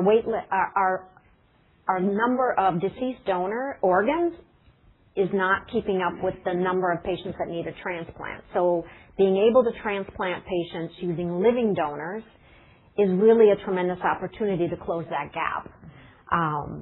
And so to be able to expand it beyond what we used for in the ConfIdeS trial, I think is very exciting. So hopefully we'll have to see. Fingers crossed. Obviously we're going through the regulatory process now, so we'll have to see how things work out. But thank you for your insights, your expertise on these questions that I had for you today. I'm going to defer. Are we going to have some questions for our experts now, or is that later? Okay. So thank you, everyone, for kind of paying attention and listening to our discussion today, and hopefully we can answer some questions for you later in the event. So thank you.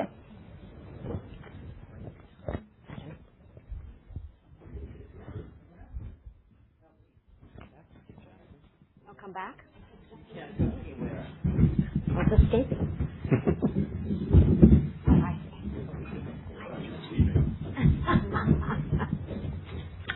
So thanks very much. We now have all of our 4 guests here now to participate in a Q&A session.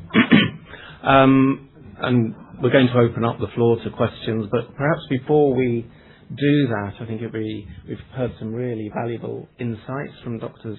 Jackson and Mannon. I would like to just give the opportunity, firstly to Dr. Cooper, following your excellent presentation of the results from the ConfIdeS study. I wonder if you could just take a moment to reflect on what particularly stands out for you from the data that you've presented. Yeah, thanks, Richard. So, first off, thank you to Roz, and that was outstanding. I took a bunch of notes that I'm going to use back when I speak to my group also. I think all of us have said similar things that, for those of us that have the privilege of sitting in front of patients on a daily basis, that you really want everyone to have what you know is the best answer for end-stage renal disease, an opportunity. And we don't have that right now. There's a number of people that I know, before they come to my clinic, when I'm reading their past medical history and I see that they're a repeat transplant patient, that perhaps they've had several pregnancies. Many of our patients have blood transfusions because of the anemia associated with end-stage renal disease. I know that they're going to come back with folks like Annette telling me that, yep, this was 100% sensitized patients. And I'm worried when I'm beginning to have that conversation, my positivity kind of gets blunted a little bit because I know it's going to be different for them. To me, this opens up a whole new opportunity. The conversation is very different. And the results demonstrating that not only can I get them transplanted, but I can promise them an EGFR, as Dr. Mannon said, that rivals really any organ out there, that predicts their long-term success. I mean, it just opens up a whole new window for not only those patients, but for patients that are less sensitized, and I equally agree with living donation. Growing up with doing a lot of these desensitizations for living donations and some of the really difficult scenarios we found ourselves, boy, it would be so much nicer to tell people we have an opportunity sitting either right next to you or with the deceased donor allocation system that we never had in the past. So the fact that we can get them transplanted, the fact that they have outstanding outcomes, the fact that we can predict what we're going to see and have interventions to treat that, well, I'm really excited about what the future holds. Thank you. I will open up to questions from the floor in a moment, I promise, but before we do that, I would also just like to ask Dr. Kamar, after you gave an excellent presentation on your own experience with the use of imlifidase, but perhaps again you could just take a moment to reflect on what you've seen Dr. Cooper present in terms of the ConfIdeS data and how you how you think about those data that you've just seen and the clinical implications of those data. I can say I am just wondering how you don't have imlifidase yet. Because the ConfIdeS study showed clearly that you will be able to transplant some patients who are not able to get any transplant. I will not repeat what I had already said earlier. We have some patients that are crying even at the outpatient clinic because they do not have any access for transplantation. And when you have not any possibility, and I agree what has been said earlier, we start several strategies and none of them is really functioning. And this is the first time that we have something that works. And the ConfIdeS study showed clearly that you are able to transplant some patients with some good results, some good kidney function at 1 year that can be predicted for the long term. So we have now the opportunity to treat these patients. We will not treat all the highly sensitized patients, but we will be able to treat a proportion of these highly sensitized patients. Based on our experience in France, for me, it completely changed at the outpatient clinic when I have a highly sensitized patient compared if I had nothing to do. And I fully agree that we have to open also the use of imlifidase to living donation because we are declining some donation because of the lack of any robust strategy. And we know that it's a quite important kidney that we are taking from someone. So if we have a good drug to use it, it will be wonderful. So the ConfIdeS study is just confirming that this drug is working very well, and we will be able to take out of dialysis some few patients and a large proportion of patients with very good kidney function and good outcome, but they have to be prepared to all what will happen after the transplantation, and we know how to deal with this. Thanks very much. That's very helpful. So I'm now going to open up to questions from the floor, and we also have questions online, so we'll try and do a little bit of a mix. And so we'll ask members of the audience to ask questions. We'll try, if possible, to give everyone an opportunity to ask questions, and we will also turn to Maria to call out some of the questions online. So without further ado, I see someone's got a microphone in their hand, so that's you're first. Matt Phipps, William Blair. Thank you all so much for all of the discussion today and great data presentation. Dr. Jackson, I was curious to hear how in the trial you moved patients down to 99.5. Is that what you expect to do commercially? There's that balance of, well, you can desensitize them, but you want them to still stay prioritized? Right. Or how do you see that kind of evolving, assuming imlifidase approval?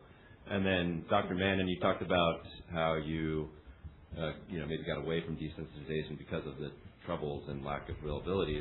With imlifidase availability, do you, foresee maybe bringing back desensitization in clinic? I think that's the easier question, so I'm going to interrupt you because that was, when we thought about strategies like this, we were worried about allocation, and the allocation scheme is dependent on CPRA. So I think a lot of programs don't do this because they don't have reliable agents.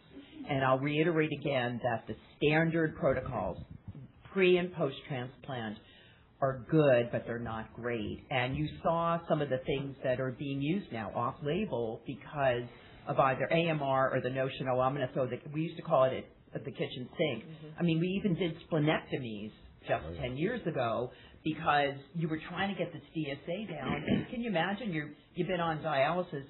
I came from a center, we were like 10-year wait. And these people, it was very challenging. You did a transplant, you were dialyzing them, you were pheresing them. So I see this as really shifting how the standard program incorporates this. I see this as becoming a standard therapy across the community. And I really do, I believe that. It's not that I'm crazy because I am pretty tough in my program and around the country in terms of our expectations. I think that's an important change, how programs will see, and they've got good examples now. And we've got programs in this country that have had success. Will we ever be unified by the 13 or 14 centers? Everybody thinks they know more than all of us, right, Matt? And but I think they'll have, it's true, but I do think we have examples now where we can protocolize therapy pre and post. We couldn't do that before because of the responsiveness of patients being very variable with Plex, IVIG, Retox, a little this, a little that. Pre-op, we put all these patients on pre-op immunosuppression for a couple of weeks to make sure they could tolerate the higher doses before we even did the Plex, IVIG. And there are some proportion of patients that don't like it. So the CPRA question. So when we detect antibodies that we want to avoid, it goes into a CPRA calculation. The higher the CPRA number, the more allocation points they get.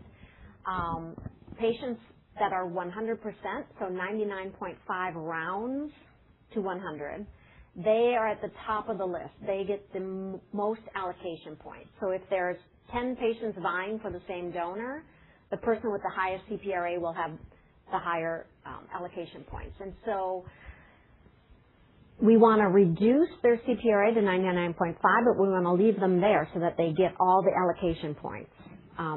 Reducing from 99.99 down to 99.5 opens up donor opportunities. We've seen it in our data that there's enough donors if we lower the CPRA to that. The CPRA is really, you take the whole national donor pool, and the higher the number, the more it squeezes. And these patients really need a specific donor that our clinical team will say, okay, I'm willing to transplant that. We may delist 20 antibodies, and one donor offer may come up, and the patient may have 10 antibodies for that donor. We may pass on that one because the next donor will come up, they have 1 antibody toward them, and we'll go with that. So the more donors we have available, the better we can select the right donor for the right patient. So that's our strategy, get them to 99.5 to let the donor offers roll in, and then we can select which donor is best. Thanks very much. So, we've got someone here, and yeah, we'll go where the microphone is. Okay. Hi, Doug Bell, H.C. Wainwright. Dr. Kumar, I'm just curious because obviously you have been used imlifidase quite a lot, just given the availability commercially in Europe. But obviously your use seems to be much greater than what we've seen across Europe where it is available. I'm just curious, when you talk to colleagues, if you get a sense of why some of them have been much more hesitant to use it. I know access and reimbursement is part of the equation, but even within France, it seems like you are probably one of the more, if not the top user, probably very close to it. And what might sort of explain some of that variability? Very good question.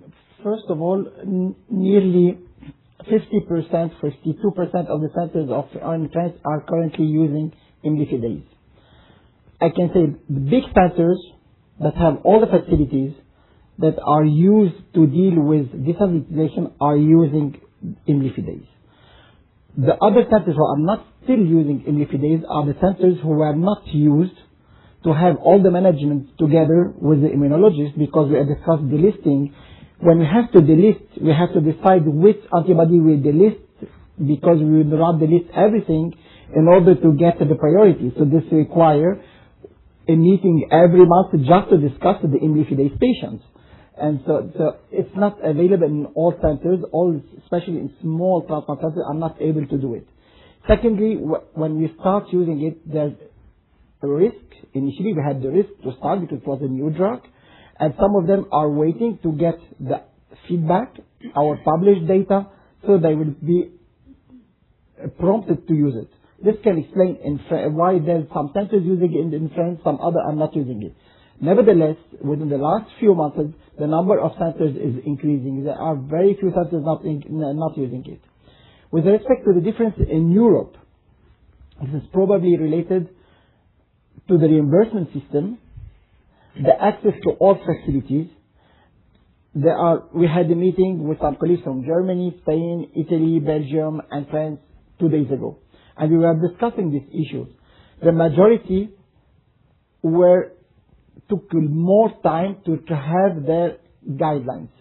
So the Italian guidelines will be published soon. The German guidelines were published 2 weeks ago in Frontiers in Immunology. So they were a little bit late compared to France, but I'm convinced that within the next year, all of them will have their guidelines published and all of them will move forward. In addition, we will have some published data. The PAS data will be published. The ConfIdeS will be published. Our French data will be published. So probably it will increase. This is just the timing to start. And if I could just ask a follow-up question, I'm just curious in terms of your clinical experience, what were some of the aspects of imlifidase that you learned, or some of the most important learnings that really let you sort of unlock the clinical potential of the drug? Thank you. What we learned is to work together with the pathologist, with the immunologist, and very closely, otherwise we cannot do it. Secondly, we know that you need to have facilities to do apheresis if you have a rebound, and to use some off-label drug if you want. This was the main point. And my first patient, when we transplanted our first patient with imlifidase, she did not experience any rebound, any ABMR, nothing. At 3 years now, she has 0.7 milligram of creatinine level. So just this first patient, I received a text from all my colleagues in my center telling me, so we can use it to everybody because we have the good experience with the first one. So what we learn now that we can use it, we may have ABMR, I show it, and we have really to be careful in the monitoring. Looking for the DSA every other day, it's mandatory. Otherwise, you cannot do it. Being able to do apheresis once you have the rebound and to go to the treatment, this is what unlocked its use. and we have more and more data. And so the payers in France saw that we have good results, and we present our data to the biomedicine agency, showing them that we are not completely stupid. We are doing some good job. We have some good data. We have good kidney function, and so we have the support to continue. I'm going to add to that. So the focus has been on efficacy, but as a non-user or no experience, when we first heard about this agent presented when Stan Jordan got up, we were worried about risk. People were asking him, do you think people are going to get measles afterwards? Yeah. Are you going to lose your protective immunity? I mean, people are still vaccinated from measles in transplant, but that wasn't a joke. I mean, there was clinical experience in phase 1 and safety, but I think you can see that the post-transplant data presented, they may seem astonishing to you, BK viremia and all that. Those numbers are not any different than standard, and I think that for me was important to see, because I just did not want to have someone dealing with opportunistic infections and loss of their protective immunity. I did a lot of tolerance trials in the past, and that was always a challenge, was we had to do proactive monitoring for TB and other, all the vaccines that we got as kids had to be monitored because it was an expectation by the Institutional Review Board for patient safety. And that's not an issue here. And that's, I think, a comforting feature that we now recognize. You are absolutely right, yeah. If I could add one additional thing. Other desensitization modalities, the question is, can you bring these antibodies down? That's the uncertainty. Imlifidase eliminates that. The antibodies will be down. And then we just control them as they come up. It's much easier to control an antibody when it's on the rise and it's low level. We can get ahead of it, if you will. It's very hard to bring a high antibody down with the other modalities. And so that perspective, that is a flip in perspective that clinicians have never had before. And so I think that's what's exciting and will be revealed in these publications. Okay, I think we've got a question over here. We'll take one more question here, and then we'll go to one from online. Thanks. David Nierengarten from Wedbush. I had a question on the ConfIdeS results on the untreated or control arm. Were there, the patients were well balanced at baseline. Were there any differences in the patients who did get transplanted in the control group versus the ones who did not, or those are just a transplant not available or kidney not available? So, can you hear me okay? So the data, we showed the total groups, and the answer to your question is the patients that were transplanted, the 15 patients that were transplanted within the trial, they were well matched to the imlifidase patients as well. Repeat transplants, highly sensitized. The data, as said, once it's published, we are working on that draft right now. We're really excited. We hope to get that published soon. We'll also include the fact that some of those patients that were transplanted in the control arm did very poorly, which is, again, I think the demonstration that the other option that's available outside of imlifidase is not really a good option. So in some of those that made it to the operating room and went forward with the operation and still had close follow-up, those outcomes were still poor, specifically to what Dr. Jackson mentioned. They went in with a high level of antibody, and those patients struggled. The providers struggled to care for them, and their outcomes were reflected in that way. Thanks very much. So, Maria, you have a question online? Can you hear me? Great. So we have a few questions online that are sort of similar in theme, and I'm going to address them to a couple of you. So the first question is really around, how do you see imlifidase being used in the U.S.? Will it be used as part of standard of care? And how do you think about incorporating that into your transplant protocol? Should the product be approved, will it change how you think about how you manage patients after transplant? And I'll pass a second question for you to think about, Dr. Kumar, is in the ConfIdeS study, the CPRA was 99.9. Clearly in France, you have guidelines pointing to 98%. So maybe you can talk a bit about how do you use the product in that population as well in France? People are looking at me, so I'm glad to talk. Maria, do you mean standard of care for desens? For desensitization. Okay. So I would say yes. I see it being a standard of care, not standard of care for everyone, but for the highly sensitized patient. But I don't, will it ever be one where maybe your CPRA is 50 and you got a living donor and they're a little incompatible? It might potentially go that way. When people get comfortable, think of a drug approved in 2011. It goes by no name. It's an infusion. That drug had low uptake. The reason our center had high uptake is we were in the studies. It's used a lot now. And so you just have to get the transplant clinician comfortable, and I think they'll see this data. And maybe I'm crazy. I actually see it being utilized even when your PRA is not that high, but maybe you're incompatible, and people say, let's just go because we have a prediction of how we can do with that donor. Yeah, I agree, and add a few extra points that to bring in some of that additional data that we talked about earlier.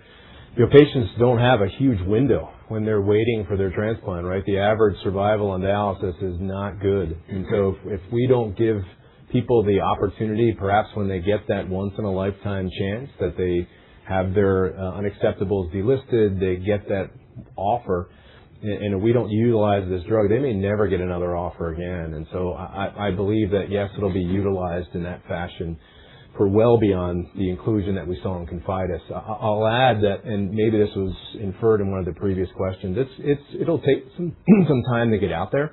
Quite frankly, like I said, we've had decades of solutions that weren't very palatable to the clinician, and so I think many centers and many leaders in this field have become a little bit apathetic and are going to take a little bit of time to get re-engaged here. You get people like us on the stage, it won't take long with a couple pom-poms and the ability to share this. But when people see this data and begin to, I think, anticipate, really the ability to transplant, what in the past we've used this word untransplantable, I think it's going to become, standard of care pretty quickly, well beyond with, what we saw in the ConfIdeS trial. And when we think about, when we think about safety, no one has mentioned, I'm not the MD, but since no one's mentioning this, I'm going to bring it up. Plasmapheresis removes clotting factors. And the need for plasmapheresis prior to going to an operating room and removing clotting factors. Yes, we have fresh frozen plasma, but, this is like 25 plex in 2 hours without the problem of cation and clotting factors.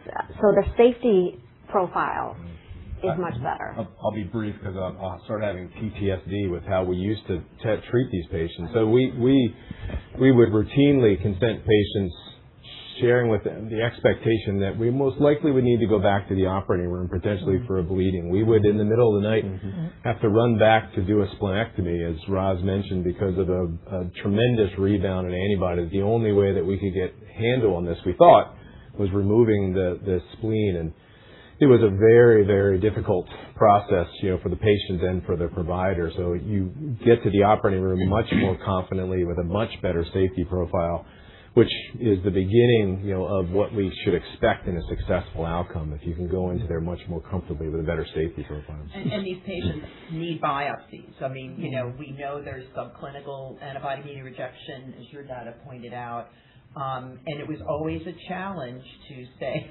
because I'm doing the biopsy, and though I'm pretty skilled, the nerve-wracking aspect. In fact, sometimes if the counts are really concerning, you would send them to the OR for laparoscopic biopsy. I mean, that's another invasive procedure that requires general, and you've got these people that are just beat up. I mean, it's a lot to sustain. These aren't well-trained athletes going for a transplant. These are people that have been on dialysis 3, 5, 7, 10 years with other comorbidities. Okay, thank you. And Dr. Kamal. Yeah, with respect to the difference between the CPRA in France and the CPRA in the US, it's just a problem of the denominator, because the number of donors and the recipients are not the same. There are nearly 23,000 transplantations a year in the US. Oh, that's 29, yeah. 29,000. There are only less than 4,000 in France. So the number of donors is exactly not the same. And the CPRA is calculated according to the panel of the area where you live. So this is why you have to calculate the threshold according to your country. In France, we did the job and we observed that below 98% we have access to transplantation, no problem. 98 to 99, very few. 99, nearly nothing, and 100 is absolutely nothing. This is why we open it to 98%. Probably if you do it in another country, it depends on the volume, it could be a bit different. Okay. Thanks very much. So maybe we'll turn back to the audience in the room. Yeah, please go ahead. Hi, Dr. Cooper. This is Farzin from Jefferies. Looking at the phase 3 data and your clinical experience, is there anything to read on specific patient phenotypes like retransplant, history AMR, or specific DSA patterns that those patients benefit the most from the imlifidase treatment? A fair question. So as you can see, we had even within the inclusion-exclusion, there was a pretty heterogeneous group with some having 1 transplant, some having 2 and 3. I think, what is an important piece to recognize is the dialysis vintage that these patients had as well. So many of them, diabetes and high blood pressure, the significant vascular disease that came along with that. These patients, also had to have an extensive workup that demonstrated that technically we could do that operation, because sadly there's individuals who lose their transplant candidacy simply because of the throes of the comorbidities that, again, the dialysis population sees.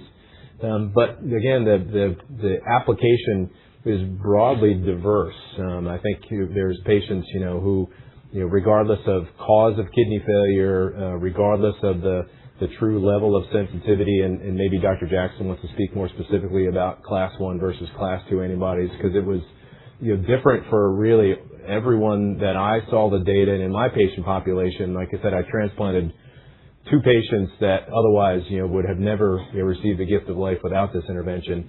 Both were so incredibly broadly sensitized.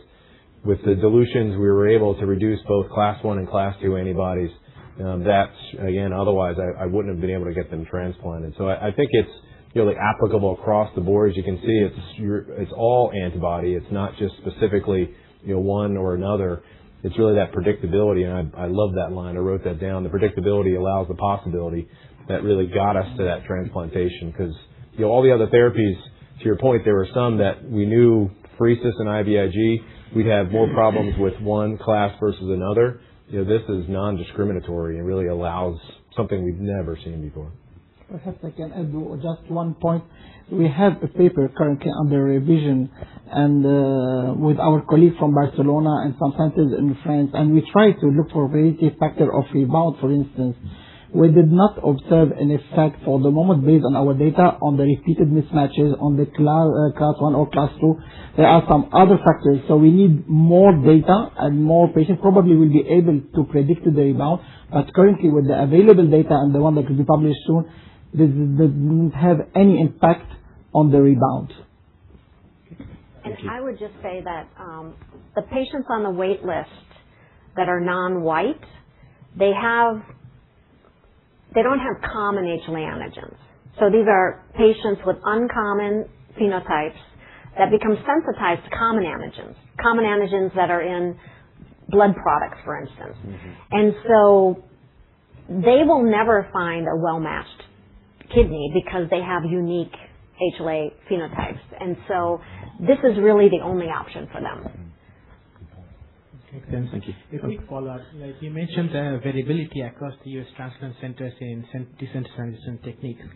Like you're one of the KOLs, like how long will it take for the guidelines to update and like formalize it in the procedure? Well, if I had a crystal ball, I'd probably be doing something different. But I again, recognizing that this is a comparator against nothing, and this being the only option, my expectation is that the societies with which we may seek ASN, NKF, AST, ASTS, I would wish that they're going to jump on this pretty quickly. There are certainly going to be, we'll use the term centers of excellence, that will be the starters of this, and that's an okay thing. We want to have a lot of wins when we first introduce this outside of a clinical trial, so that people can both see the repetition of the data, be confident, and then have more friends with which they can call to then expand this to a broader population. But like I said, I expect this to happen quickly because, again, there's really no other good option out there. And people have been thirsty for this for a long time. So the last consensus we had on AMR treatment was published in Transplantation. It was the Transplantation Society, which is a multi-continent organization that includes Europe and Asia.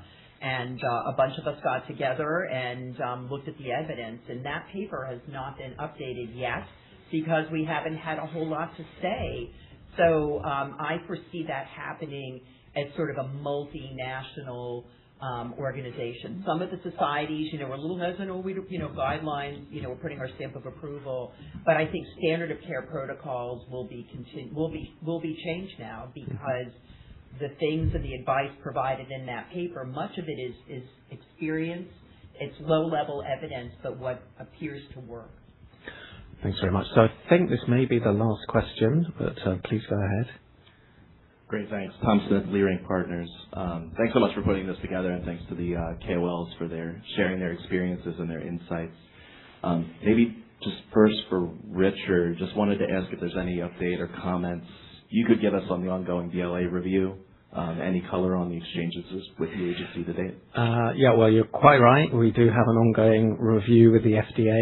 I think that review is going as we had expected it to go. We're not going to give you a running commentary of all the interactions between us and the FDA, but I think we'd agree it's going satisfactorily, and we're looking forward to the decision from the FDA on the 19th of December. Great. And a quick follow-up, if I could, for Dr. Kumar. In PACE, there were a handful of patients who received multiple doses of imlifidase. I'm just wondering if you had any experience using multiple doses. If so, how was that experience? Did that end up enabling transplant? All our patients, the cross-match turned negative, and all our patients with one single dose. Got it. Super helpful. Thank you. Okay. According to the clock, we're out of time. So thanks very much for your engagement in the Q&A, and thanks very much again to our panel. I think there's some really, really insightful comments there. Thank you. Thank you very much. Thank you.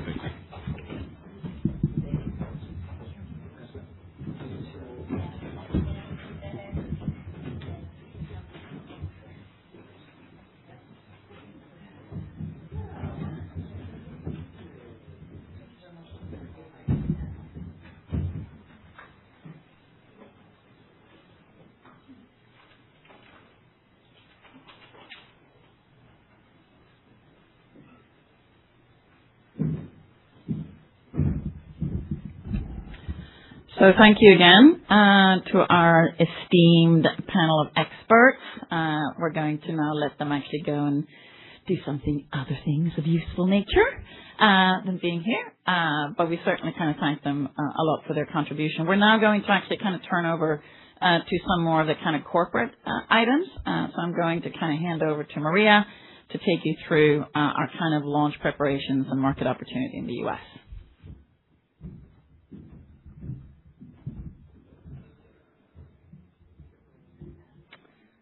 Great.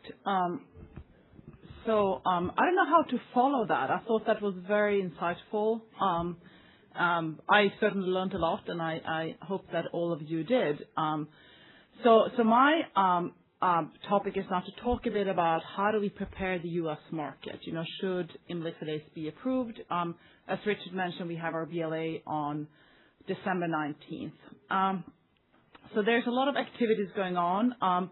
First, I do have a disclaimer. Obviously, as we know, imlifidase is not approved in the U.S. So anything that I say is subject to that approval, which of course we cannot guarantee, but we are very hopeful for that approval. So we've talked about the U.S. market before and how many patients there are right now. We also heard from the physicians that how you define the highly sensitized is not really straightforward. There are different definitions of a highly sensitized patients. There are roughly 100,000 patients on the kidney wait list today, kidney transplant wait list in the U.S. If you look at some medical papers, they tend to talk about highly sensitized as being 80% and above. But as you know, in France, as an example, 98% is used as a cutoff in their guidelines, and our ConfIdeS study was in the 99.9%, where we have 3,500 patients roughly today in the U.S. What is also important to note is that this list is growing. We have 45,000 patients added to the wait list. And a couple of thousand of those are in that very, very high sensitization from a CPRA perspective. And unfortunately, many patients are just sitting on the wait list and they die or are removed from the wait list. As you heard before, there's been no other options for these patients so far. We also know that they wait for a very long time. The median wait time in the U.S. today is 7 years. You saw some of the data that pointed to 8 and 9 years in other publications. So many patients wait a very, very, very long time, and obviously that is impacting the likelihood of getting a transplant and mortality. Another interesting fact that I think we should not forget is that in the U.S. there are many kidneys that are discarded each year. So we have 9,000 kidneys discarded. And if you look at why are they discarded, obviously there are some kidneys that are not suitable for transplantation. They are damaged as part of the surgery or other reason. But 60% of those that are discarded, so 5,000 kidneys, are because there's not a recipient located and the list is exhausted. So that is in other ways, a kidney that has been offered to someone, there is not a match. It goes to a second patient, there's not a match. And it continues until that cold ischemic time has run out. So more than 5,000 kidneys are discarded in the U.S. each year for that particular reason. And then if you look at what is the size of that market opportunity, we have not defined a price yet in the U.S., but if you just look at how imlifidase is priced in Europe, we believe that this is a $2 billion market in the U.S. So we have started a launch preparations. We have a very experienced team that we've hired in the U.S. So I have my full established leadership team from market access to medical affairs. You met Jennifer before, to commercial and to analytics. They have all launched multiple products in the U.S. before. They have worked in the transplant space. They have worked in nephrology. And we are working, 100% to prepare for the potential approval in December. We've also done a lot of market research. So you heard a lot from the KOLs today on stage on what they think about the market and what they think about imlifidase. We've also tested the profile with many physicians and financial stakeholders and with patients blinded to see what do they think about imlifidase. And it's viewed very, very positively, both from a patient perspective and from a physician perspective. As you heard, I think Dr. Mann mentioned it, like most centers don't do desensitization because these current options that are available are not seen as that effective. And they're quite burdensome, and they're not giving that predictability that Dr. Jackson mentioned earlier. As I mentioned, we have built a leadership team. We have also staffed our medical affairs and our market access team. So they are out in the field today, engaging with clinicians and with the financial stakeholders in the transplant centers. We are focusing on scientific exchange. I think one comment that was quite interesting from Dr. Kumar was just around the availability of data and how he reflected on the fact that they have had a lot of data available in France, but also how that is important for other centers that have not been part of the trial. And as you've seen, we have a lot of data coming out, both from ConfIdeS, from PAES, and also from some of the French data that hopefully we'll see published soon. So all of that, we believe, will help us as we prepare the market. And then the final piece is around transplant center readiness. So this is a novel therapy that will be introduced to the transplant centers, and we are focused on engaging with the centers to try and understand how they will incorporate imlifidase into the transplant center journey, into the algorithm, and into the operational aspects of the center. And our initial focus is on those 100 centers that represent 80% of the volume. So from a financial perspective, what do they say about this potential approval? Well, we know from a fact that the majority of patients have Medicare. And in our market research that we have done with financial stakeholders, we know that they see that this is a patient burden, that they stay on dialysis for a very, very long time. From a Medicare perspective, this will be an inpatient drug that will be covered by DRG codes. There are a few different ones used for kidney transplant.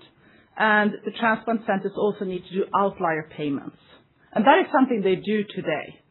If they are using a therapy that is not covered by the DRG, their financial stakeholders will submit an outlier payment to CMS and ask for additional reimbursement.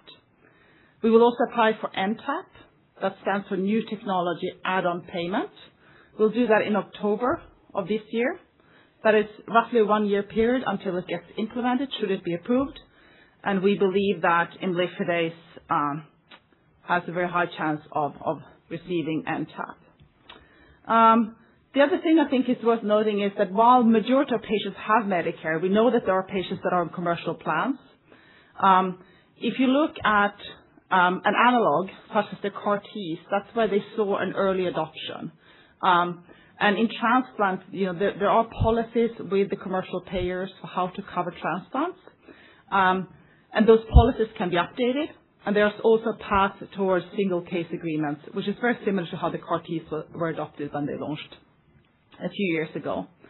I think we believe that the initial early adoption will come from these high volume centers that have clinical experience. I think you heard that comment as well from Dr. Cooper just before he left.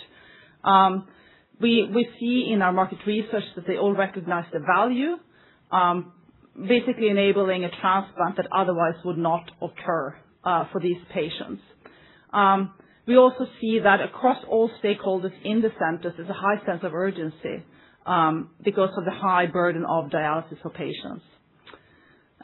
We have seen comments in our market research that the fact that imlifidase is a one-time therapy is going to make the operational complexity easier. We expect, as I said, that the volume will initially come from the centers that have clinical experience. We have 25 ConfIdeS centers that represent 25% of the volume. And we will see that scale, within the large transplant centers, and then eventually scale further as we have NTAP adopted. So a bit of a timeline to summarize where we stand. As you know, we presented our data at ATC just a couple of days ago in Boston. We are fully immersed in the pre-launch activities that I just described. We built out our market access and medical affairs team. We are building out a commercial team in Q4, shortly before approval. We are very hopeful for our PDUFA in December 19th. And should imlifidase be approved, we anticipate that it will be commercially available in Q1 of 2027. So with that, I will hand it over to Richard.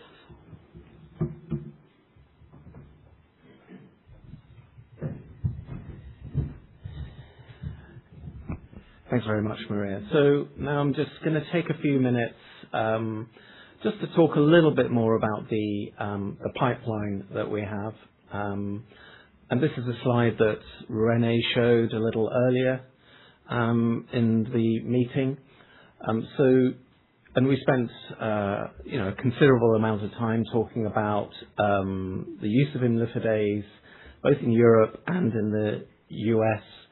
In Europe, it has conditional approval. We've read out the PAES study results, at least top-line data from that, and we believe those data will, in due course, support a submission to have that conditional approval converted to a full approval. And then you're very familiar with the situation in the US. I won't go over that again. We do have other components of the pipeline. We have 2 programs where we're working with an external partner, looking at the use of imlifidase in a gene therapy setting, so desensitizing patients who are candidates for gene therapy but have pre-existing antibodies to the vector being used in those programs. We have a partnership, a relationship with Sarepta, in which boys with Duchenne muscular dystrophy receive treatment with imlifidase followed by gene therapy. and we're working with Sarepta to determine the path forwards for that particular program. And then with Genethon, we have a partnership looking at the use again of imlifidase for desensitization prior to patients receiving gene therapy for Crigler-Najjar syndrome. We've enrolled a patient in that program, and those data were presented in that first patient towards the end of last year, and we expect to enroll 2 more patients into that program this year.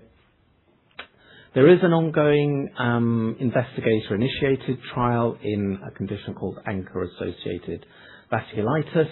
That investigator-sponsored trial is being conducted in Germany.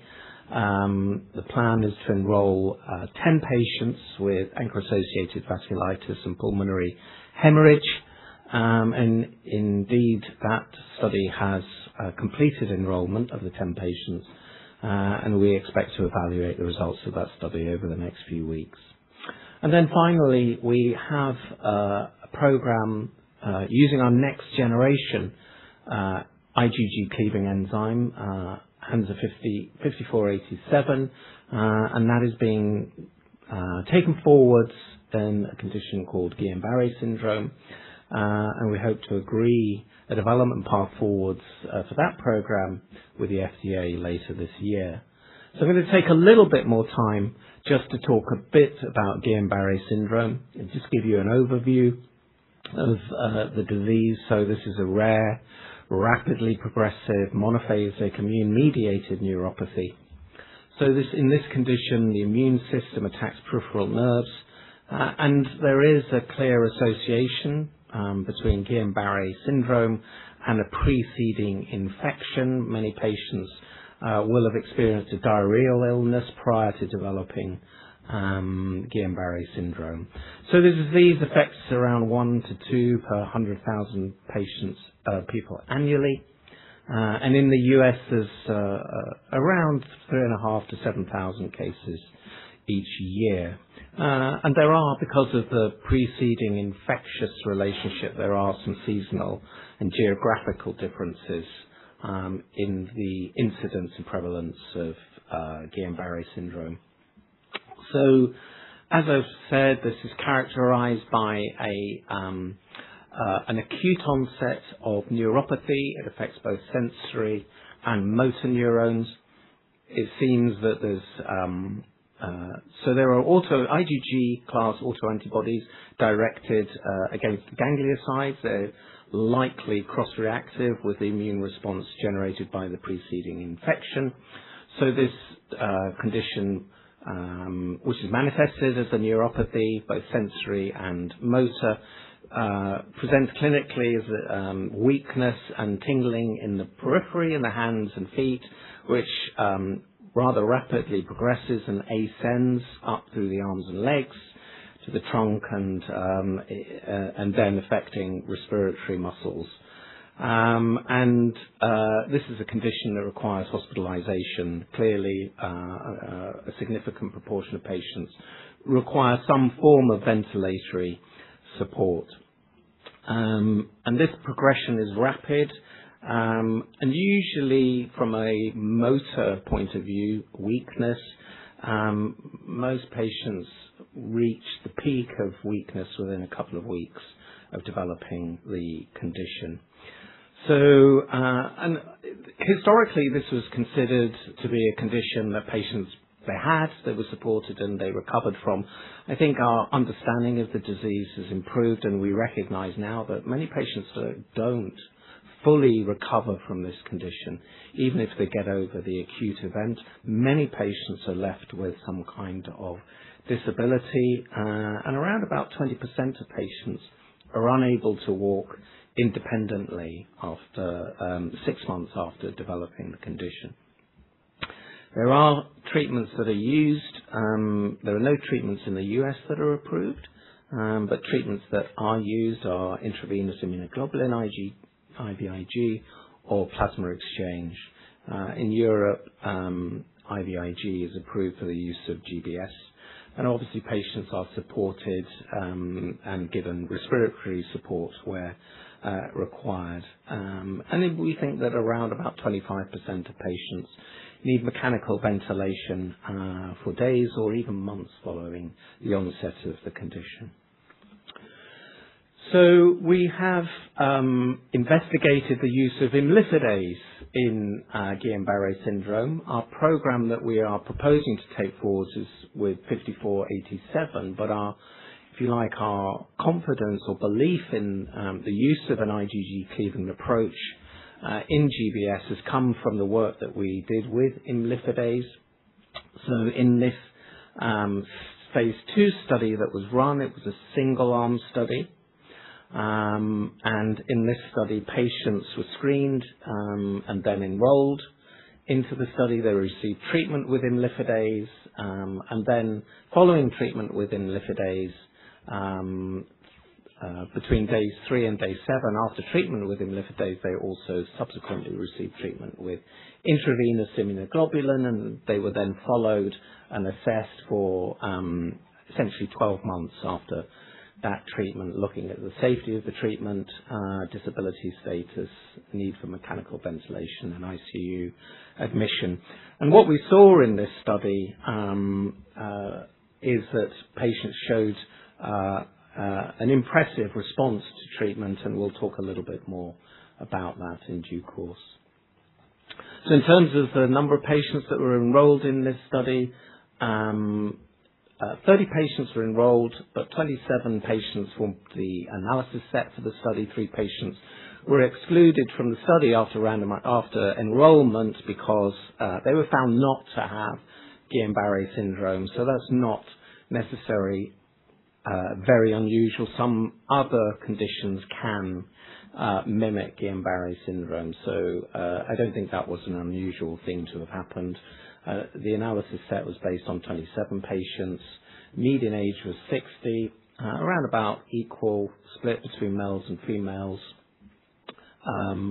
We used the GBS disability score to understand their baseline level of impairment, and we saw that we required patients to be enrolled with a GBS disability score of 3, 4, or 5.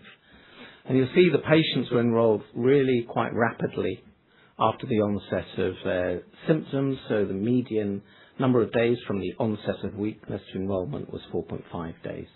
And you'll see again, perhaps not surprisingly, quite a significant proportion of patients, just over 50%, had a preceding history of diarrhea. And imlifidase in this setting did what was expected in terms of cleaving the IgG. We saw a very rapid cleavage of IgG, and then because of the introduction of IVIG, there was then a recovery of IgG subsequently. And what we saw was a very impressive, albeit it was in a single-arm study, improvement in functional status of patients. The median time to walking independently was 16 days. And most patients improved markedly in terms of their motor function after the treatment with imlifidase. By 1 week after dosing, 37% of patients were able to walk independently.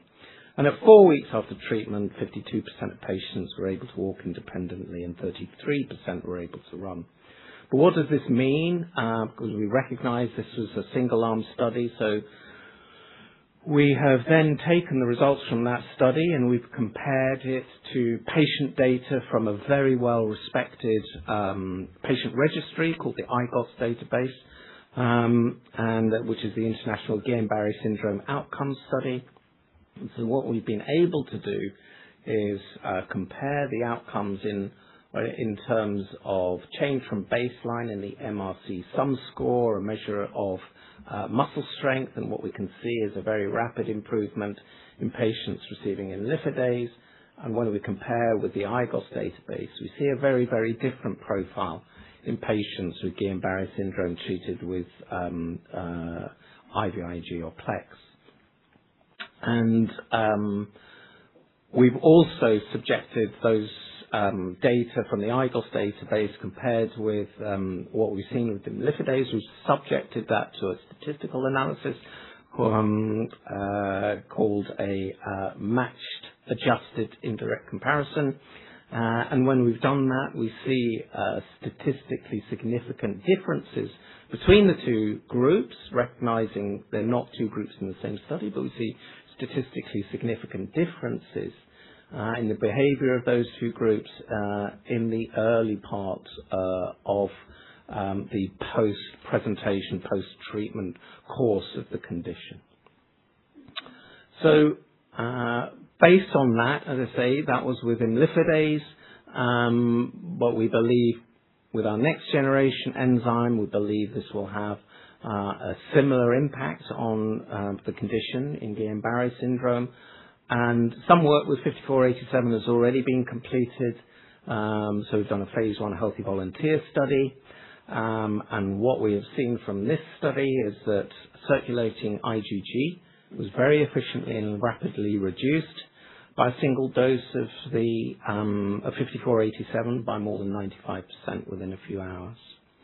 We saw in this healthy volunteer study a positive correlation between dose and duration of reduced IgG levels. So in other words, where we gave a higher dose, this resulted in a longer duration of effect. So there's a clear dose-response relationship. And there was a significantly reduced anti-drug antibody response when compared with imlifidase. 5487 has its origins from a source, an infectious bacteria, but it's not a bacteria that typically infects humans. So there is less pre-existing antibodies to this particular enzyme. And it was shown to be safe and well tolerated across all the dose levels tested in that study with no serious or severe adverse events. So we've completed the design of a clinical development program. We are in discussions with the FDA, and the intention is to start the clinical development, the clinical aspects of the clinical development program by the end of this year. So with that, I'm now going to turn this over to Renee for the closing remarks.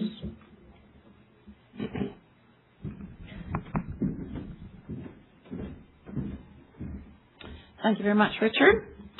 And so we now have, obviously, first of all, thank you for taking the time, spending the time to come over here and listen to our experts and to some updates with regards to our programs as well. We do have some times if there are some questions regarding kind of the company or the company's view on some of these things. We're happy to take some of those questions. Maria, Richard, and I are happy to do that. And if there are any questions in the room, yes. Do you want to come up here? Hello? Yeah. Not this William Blair again. Yeah, Maria, you outlined some of the market dynamics here. Obviously, NTAP payment probably being an important part of the commercial story. I guess, how should we think about the cadence in 2027? Is it pretty limited until you get that NTAP, and then it can grow from there? You mentioned maybe some kind of named patient commercial patients potentially like the CAR T did, but just curious if you could give us some more thoughts on that. No, thank you. And I hope you can hear my microphone. But I think the way to think about this is in the U.S. today, you have 200 transplant centers, and 25 of those are part in the ConfIdeS study. People like Dr. Cooper, as an example. We have many centers that have clinical experience. I think that will be a driving factor behind the early usage.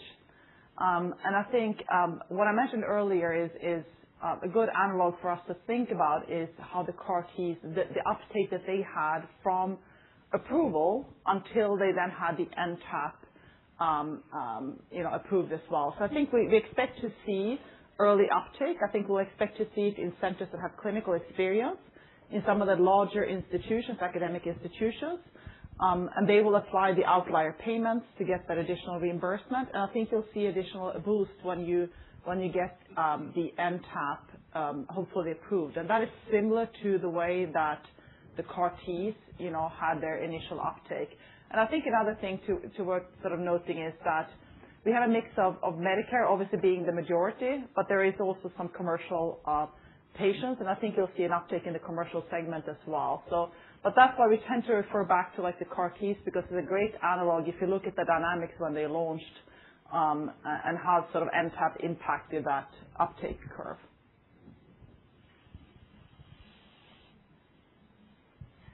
Go ahead.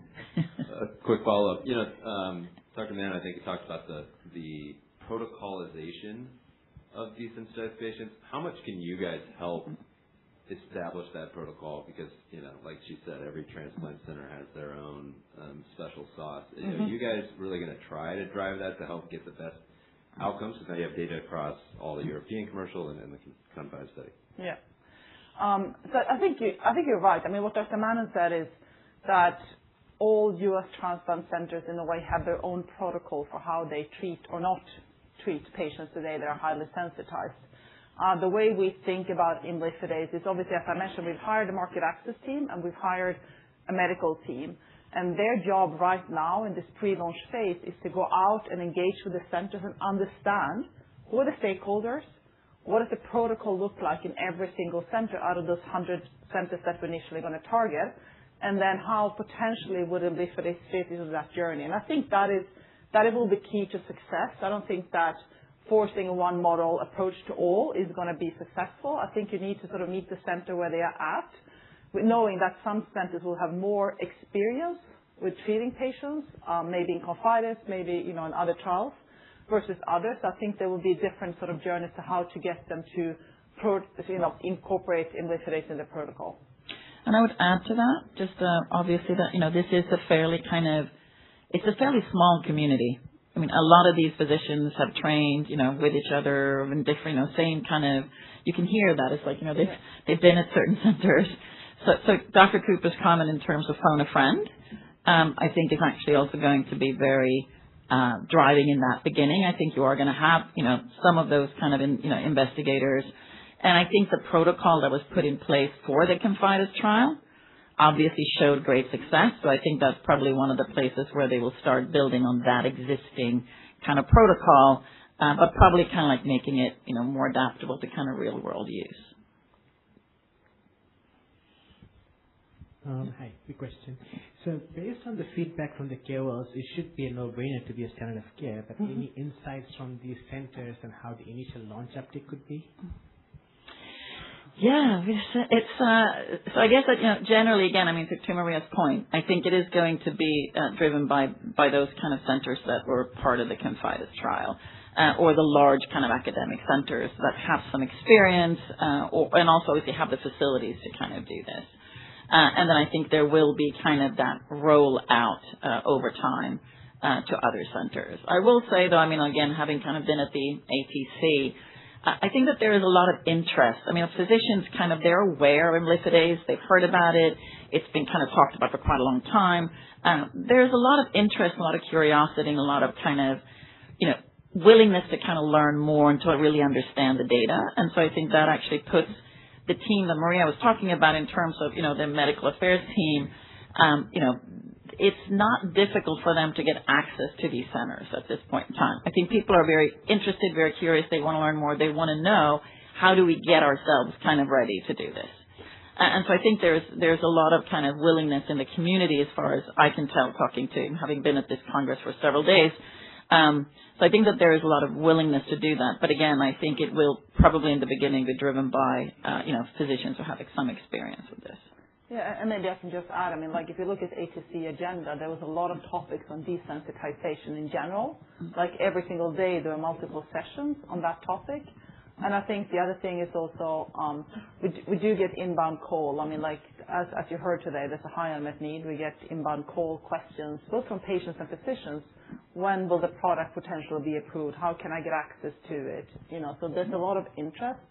So I think, but as Renee said, like that initial uptake I believe will come from the centers that have a bit of experience and have the large infrastructures to manage patients. And then one more on the pressure testing, the pricing assumptions. Given the value proposition, clearly higher improved transplant rates, reduced wait list times, like is the EU pricing point reasonable or it can be higher potentially? I think that we'll have to. We have been conducting some pricing research, and I think we've been talking to a lot of different kind of stakeholders. We have not at this point kind of arrived at a price in the U.S. I think there's still kind of research that we want to do and complementary kind of information we want to have before we get there. And so I think that will be announced at launch. But I think, we are doing, I would say, a lot of work around that to make sure that we price the drug appropriately. Is there something online as well? Yes, we have one question online. For Hansa 5487 in GBS, how do you see the competitive landscape and realistic market penetration, taking into account that you already know from imlifidase? Is your base case that 5487 will broadly replicate imlifidase-like efficacy, or are you building in any additional benefit in the next generation profile? So I guess do you want to start and I can complement? Yeah. Well, I think from the point of view of the clinical benefits of the treatment, clearly this is 5487 is an IgG cleaving enzyme. It has some slightly different properties which we think are advantageous in terms of potency and duration of effect. So I think that's advantageous. But we're obviously confident that the treatment is going to work in a similar way to what we've seen with the use of imlifidase. But we still have to undertake the developments of the treatment in the condition. So there's still a clinical development plan that needs to be executed to support that. We're confident that it will work, but we still need to do the clinical work to show that. And as I said, that's something that we are in discussions with the FDA about in terms of that program. Yeah, and the only thing I would add to that is obviously, as Richard was saying, it is significantly less immunogenic than imlifidase. And so I think it's been talked a lot about, the ability to redose, et cetera, et cetera. I think that, the marketplace has evolved quite a lot in a lot of those areas in the autoimmune space. And so I think once we've actually kind of launched our clinical trial in GBS, as you might imagine, we're looking at a variety of potentially different and other kind of complementary indications as well to potentially take that forward in. But I think, the first thing that we're really going to focus on is GBS because we think that we have a very high probability of success in that indication. And with regards to kind of competitive situation, obviously there's nothing approved today. There are obviously other programs that's pursuing GBS. But again, I think, a lot of times what we find is this is a reasonably large indication. It's a rare indication. But obviously once you start having agents that are kind of considered to be efficacious and safe and approved in these rare indications, you do often see kind of an expansion of that kind of rare area simply because there's now an ability to treat these patients kind of effectively. So I think that, as we've seen in a lot of other rare indications, it's unusual that you only have one agent in a rare indication. So I think there's certainly room for certainly 2 or 3 agents in GBS to be commercially successful. Thank you, Dr. Sal, AC Wainwright again. Just a question. One of the things that we heard from the clinicians was their interest in using imlifidase potentially much broader in sort of they did not necessarily in terms of trying to sort of pump the brakes a little in terms of use, certainly in the early days of the product's commercialization in the U.S. Yeah, so Sean, obviously we are going to kind of focus our entire kind of effort around the approved, kind of the approved indication and the label that we get. It's a bit early yet to kind of know what that label is going to look like. We haven't had those conversations yet with the FDA, as I'm sure you're aware. That happens a bit later on in the process. I would say, however, that, it is our intention, and I think I've said this before, is obviously once this drug is approved, in kind of an indication in transplant, we strongly believe that obviously, and you can hear that the clinicians kind of believe that this is an organ agnostic, treatment. And so I think there are kind of, certainly reasons for us to go back to the FDA, and understand from them what kind of data do they need to see. What would they like to see? What do they need to see in order to potentially then kind of broaden the label? And I think that's certainly something that we intend to do. But I guess for now, we're going to try to focus on kind of getting an approval. I just think it speaks to the fact that obviously, as you've heard today, is that, there is a significant unmet medical need across some of these areas. And I think, specifically, I know that, living donor has been mentioned, several times today. Again, that is not an indication that we have been pursuing from a clinical trial perspective. But again, in the interest of broadening access, allowing for more transplantation, to take place, that's certainly something that both from a kind of like socioeconomic perspective and patient perspective might certainly kind of have, great benefit. But again, I think we need to kind of go back to the agency to understand, what data they would like to see now that they have seen this clinical trial and understand probably more of the profile of this drug candidate. So I think, anything else? No? Good. Great. Yeah. Okay. One last question. Okay. You have the EU manufacturing in place. So can it support the US launch, or do you need to establish something in the US? No, what we have established for the European commercialization is sufficient to also support the US. Okay. So with that, thank you very much for coming. I hope you found this to be interesting. And, again, even if they're not here, I'd want to thank our panelists again for coming over and taking the time out of their schedule to do this.